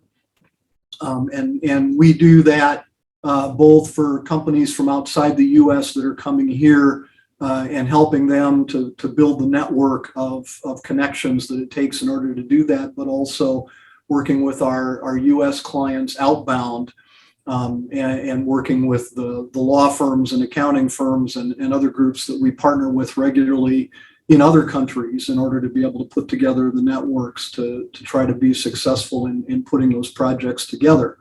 As I mentioned, it doesn't always come together. Unfortunately, nobody bats 1,000. So we're here using a U.S. baseball analogy that may not make sense to some of our friends from outside the U.S., but we can only try, and that's the job that all of us have. Well, I think everybody on this call today has really been the solutions people, like, making it happen. And so we can get up every day and think, oh, but then we can get up and say, oh, yeah. But what happened when those good friends came from the Congo to Minnesota, part of the reason they came is that we are a big state in mining. Many of our citizens don't know that. Many of our citizens that are our neighbors don't know that. Most countries don't know that. But luckily, we do. And the thing that has been important is that mining as a source of external revenue and income has been one critical factor. So for many countries or states, this is important. But what we're learning is that the other industries that, say, Minnesota is very dependent on for our current and future economy, medical devices, for instance, high tech, electrical vehicles, you name it, are going to be made from the precious metals and minerals that are largely in Africa. And in Minnesota, much of our mining economy isn't mining in the ground. It's the provision of equipment and filtration devices and fuel conservation measures and software and other elements for an industry. And so I think that one of the things about these webinars that Minnesota Africans United have been putting together, one country at a time. So Minnesota and Malawi, Minnesota and Ghana, et cetera. Almost always mining comes up, and almost always there's a deepening of the understanding of the importance of mining and all of its ramifications. So one last question to the two of you before we move to agriculture, another important part of our economy. How can our deepening relations on a two-way street basis with Africa help our neighbors and friends here in the upper Midwest and in the whole country get a better, more deep and nuanced understanding of the importance of mining, of the importance of the infrastructure that you were describing, Daryl, but how can this conversation and interaction with our friends and colleagues in Africa help us to deepen and get more sophisticated understanding by our neighbors here at home? The people you go to church with in Pella, how can this help them understand what you do for a living? Yeah, great question. I think you've told the story here as you set the stage for things here already, and that's what needs to be done. Conversations about how minerals really build economy, and because there can be a natural allergy sometimes to mining. Some think it's extremely disruptive, but with modern technology and with methods and just companies being so aware of their need to be good corporate citizens too, and to involve local communities so that they succeed and that their shared economy, it can be done. in a sustainable way that builds inclusive growth. And I think that story needs to be told because, frankly, the minerals must be produced to enable the future economy. And if we want to, fight climate change with especially electricity and the things that it needs to power, those minerals are going to have to be produced. And so we have to tell an accurate story, but also the appropriate and factual news story about how they can be extracted. And I think that message needs to get out. It's starting to here in the United States, but I think we have a long, long way to go. But new technologies will help, and I think companies need to be on their best behavior, and I think they're prepared to do so, to work with and collaborate with global partners to achieve that new economy. Well, Dale, I want to make sure we get your slide deck and put it out with all the rest for this audience, because I know you show examples of how Vermeer gives people the tools to be careful and precise and really use precision in some spectacular ways. So I'm going to bug you for that afterwards. Yep, I did share it or send it to the email that I was requested to, so it should show up. You're on. The videos will not function, but people can ask me for we more. love that when you're ahead of the curve. Thank you, Stephen. Yep. Well, I mean, to no small extent, our role is to facilitate the kinds of things that Daryl was talking about, and we have done that both here and in other countries with our groups that work on green energy projects, project finance, and that sort of thing. Our law firm is committed to that as well. We're one of the few U.S. law firms that are certified under what's called the Mansfield 4.0 criteria, which means that at least 30% of underrepresented lawyers, women, minorities, people with disabilities, and that sort of thing, not just are considered, but actually have achieved leadership roles within the firm. And, so we walk the walk as well as talking the talk. And we love working with clients with opportunities to do that. So it is a challenge, but it's one that I think a lot of companies are rising to, and that we hope to be able to be a part of helping those companies succeed. Great. Thank you so much to both of you. Look forward to seeing you again soon and making our neighbors around the world and right next door have a bigger picture, a more nuanced, a more complex picture of what it's going to take to make that green future. Thank you so much. And we're going to move to agriculture. Liliane, can I hand this microphone over to you? Take it away. Thank you. Thank you. Thank you very much. This was interesting and great. I know we're running late, so agriculture is just going to drink from the fire hose right now and take this to the finish line. Good afternoon, everyone. My name is Liliane Otieno, and I am with the Minnesota Department of Agriculture. I work at the Commissioner's Office as an outreach and engagement coordinator for the new Office of Emerging Farmers. And at agriculture, the work that I do is with this new office is to try and make sure that we are looking at breaking down barriers that have historically prevented existing MDA programs from reaching underrepresented communities. And so this office was stood up by the legislature. And previous to that, the legislature also stood up the Emerging Farmers Working Group, which is a community of farmers who advise and recommend solutions and also provide feedback on some of the issues that are impacting emerging farmers. So I won't go into too much in the interest of time.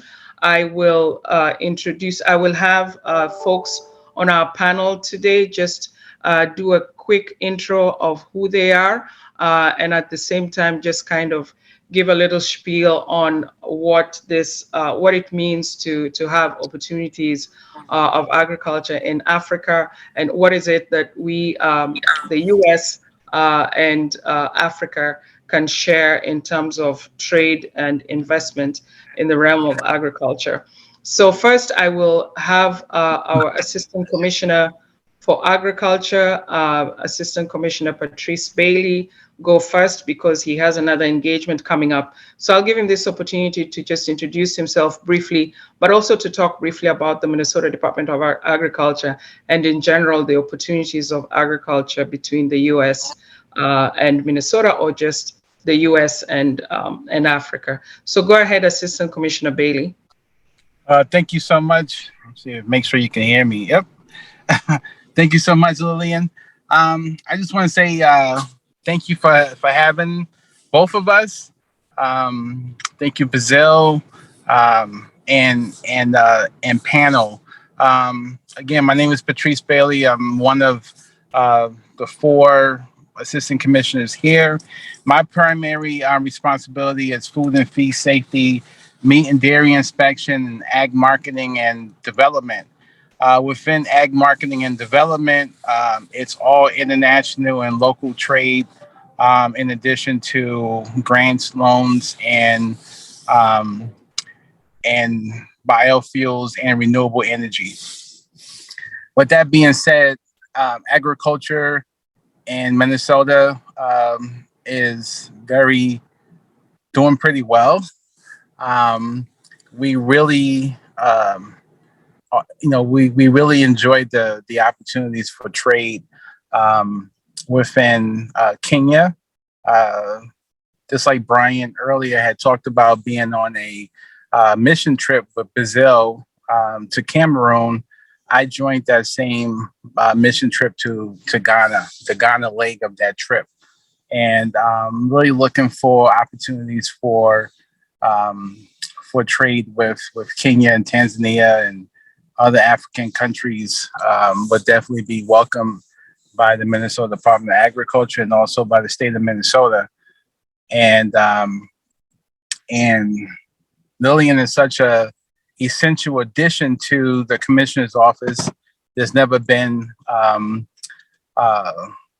very many people of color, especially myself and Liliane, but we also have some other great people there that also make up an amazing team. So I look forward to any questions that anyone has. I'll turn it back over to Liliane to talk about the Emerging Farmer Office and her amazing role with the Commissioner's Office. Thank you, Assistant Commissioner. I know you have to run, so thank you for providing that intro. Before I go into what I do, I think I'll just have the rest of the panel also provide some brief remarks. And I think next we will go with Julio Maldonado, who is from USDA Foreign Service Office. I'm sorry, Foreign Agricultural Services, is a Foreign Service Officer with the United States Department of Agriculture. So Julio, if you're here, please go ahead and introduce yourself. Oh, I see you. Go ahead and introduce yourself, sir, and just tell us a little bit about what you are doing, and then we'll move over to the next panelist. Thank you, Liliane, and thank you for having me today. Thank you to Basil for inviting me, and thank you, Assistant Commissioner, for all the great work that you do in Minnesota. I know Minnesota is one of our premier export states and always a leader in seeking international opportunities. So I'm glad to be able to join your meeting here. My name is Julio Maldonado. I'm a Foreign Service Officer. My last tour was in Mexico, which is our 3rd largest agricultural market for U.S. products. Prior to that, I served in the Middle East on a tour in Cairo in North Africa. So I'm familiar with the African region. And my goal today is to give you a little bit of background as to how the U.S. Department of Agriculture, through our Foreign Agricultural Service, can assist exporters in Minnesota with furthering their opportunities in Africa. So glad to be presenting today. Thank you very much, Julio, and welcome. In the interest of time, I will go back to you, Julio, in terms of the trade missions. I know the USDA has these 5 or so trade missions that were calendared for this year, and there is one that is going to Nairobi, and I believe Tanzania, and I think it's probably East Africa in that region. Can you talk a little bit more about what what your expectations are in terms of that trade delegation or mission that's going out there. I know you've had trade missions to the Philippines and the UK, and there's others coming up to Portugal and I think Spain and Portugal. But essentially, with the discussions that were being held today, Equity Bank and others talked about some of the opportunities in Africa, especially value addition, right? And the need of industrialization and what they call SMEs. Those are, I think, the micro, small, medium enterprises, and how those are perhaps the future also of agriculture, and we need to invest in those types of enterprises to be able to scale up. And those could be opportunities for investments for U.S. Investors looking to go into invest in agriculture in Africa, and predominantly, especially in East Africa. Could you talk a little bit about what your sense of that looks like from a USDA standpoint, and what you hope to accomplish, and the relationship between the US, especially in Kenya, or with East Africa, with the Biden administration's policy towards trade and development in Africa? Absolutely. We're glad to be here today. We do have an important presence across Africa. We have 14 offices going all around the Africa region. And each one of those offices is staffed by a foreign service officer like myself, who reports directly to the ambassador and is the ambassador's agricultural advisor. So any issues that regard agriculture, we report directly to the ambassador, who is the chief of mission when we're overseas. And we also have a locally engaged staff. These are the experts that work for us. American officers have 3 to 4 year tours, but our local staff stays in country. They have the institutional knowledge. And these are the folks who can help your companies set up meetings, meet the importers, share the list of the folks that we have met with and have seen their operations, and are legitimate business people who can import American products. We also have a number of cooperators, which are industry groups that receive over, close to $210 million a year from FAS to promote U.S. products. So each group is an association. For example, the soybean producers have the U.S. Soybean Export Council. The wine producers have the Wine Institute. The poultry producers have their own U.S. Poultry Export Council. So each council is set up, and they have offices in Africa, many of them in countries like Kenya, but several of them have a regional office. It could be based in Cairo or in Morocco or in Johannesburg. So these folks are very active in the country. The state regional trade groups, which is one group that I really want to make sure your folks have a knowledge of, and I'll put the email address for the Food Export Midwest group, and Tim Hamilton is the director for the Food Export Midwest group. He can be located at thamilton@foodexport.org. This group receives funding from us to help small companies in Minnesota travel to shows in trade shows in Europe, like SIAL, which is the largest trade show for many of the African countries, or the Dubai show, which recently happened, and which is a very successful show for Africa. And many times folks like Food Export can help pay up to 50% of the cost of a booth or their travel to these countries, to bring American products to new markets. So we have programs that are very active that I want to make sure, your members are aware of, so they can tap into these resources and help them offset the cost of attending these events. Africa obviously is a very important region for us for many reasons. It's a growth sector for us. It's a large population growth. We're seeing more and more trade happening with Africa, but we're also seeing a lot of trade that we don't know about. And this is the trade we really want to know about, is what we call consolidator exports. And these are folks that have figured it out.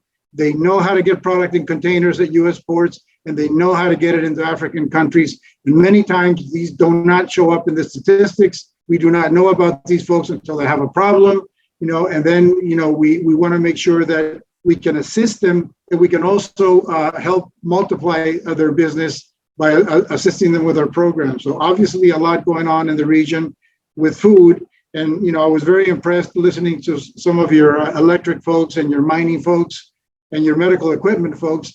But before any of this can happen, folks have to have breakfast. So that's where we come in. So glad to be, you know, here helping your folks get more U.S. Food products to the region. Yes, I agree with you, Julio. Yeah, everyone needs to eat, right? And it's a cycle of life.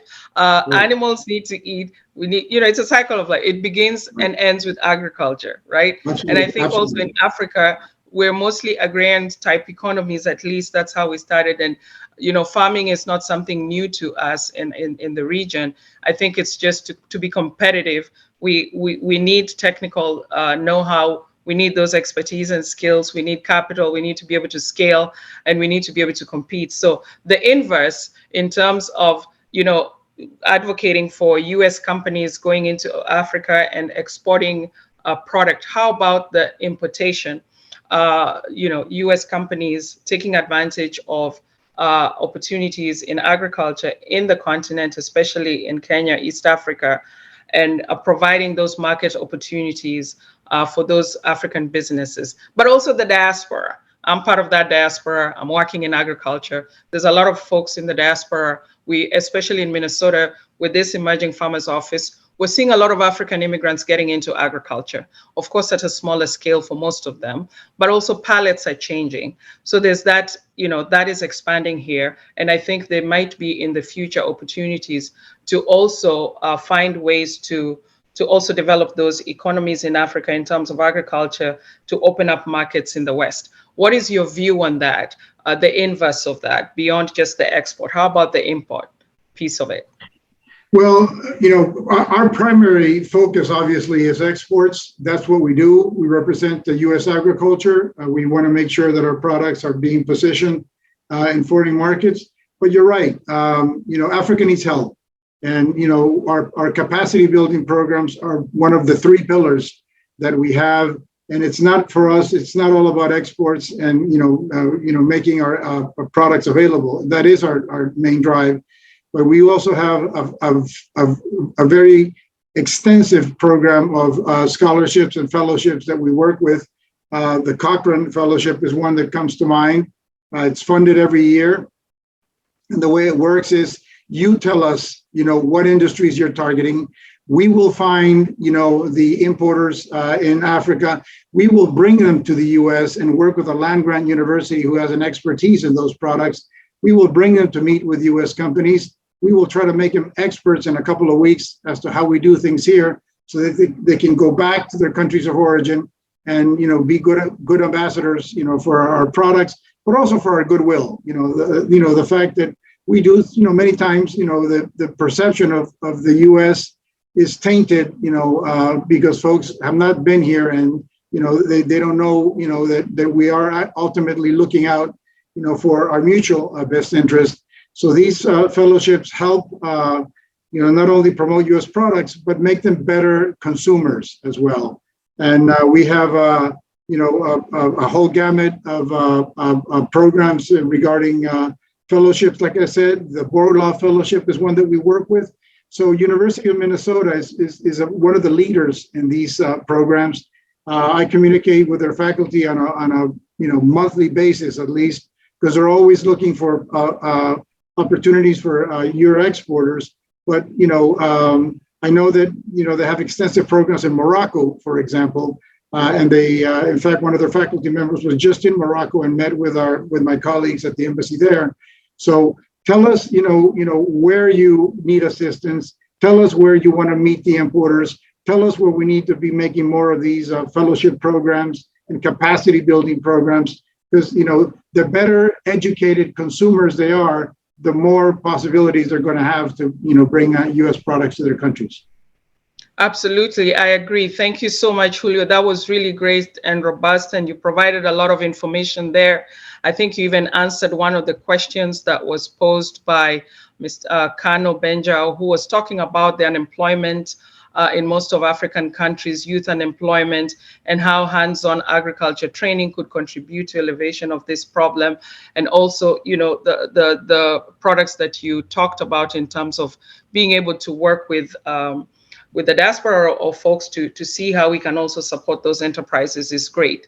And I know this was really fast. We're going to make sure that we put your information in the contact. And I think with this 1 minute left, I just want to say thank you to you. I want to say thank you to my Assistant Commissioner, Patrice Bailey, for also making the point to join us. And I will hand it over to Basil. Thank you very much. Thank you so much, Liliane, and thank you so much, Julio, for this final panel. We have actually come to the end of our third annual conference on trade. We were not able to have a time to talk about our trade mission to Kenya, our trade mission to Tanzania, but all those who have signed in and want to join us on this trade mission, you should be hearing back from us in the next couple of days. We will be reaching out with a schedule. And if you want to join, please go to our website. We still have some more support available for everyone who's interested to join. And we also understand that Joy is right here, and maybe she could just use this opportunity to give a closing remark. Joy, over to you.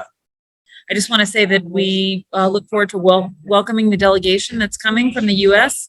in October and November, end of October, beginning of November. We're currently working on a very dynamic agenda for both Kenya and Tanzania. I'm talking with Basil and Mark about how to structure the 2 weeks that you'll be with us in the region. We have experience in doing trade missions, as you heard earlier. So we really want to make it a very dynamic and useful and productive trade mission for all the companies that will be involved. And we hope to have an agenda out to those who will be traveling within the next week. And I just look forward to welcoming you to the region. And as we say in Swahili, karibu to Kenya and Tanzania. Thanks, Basil. This comes to the end of our webinar. Thank you so much.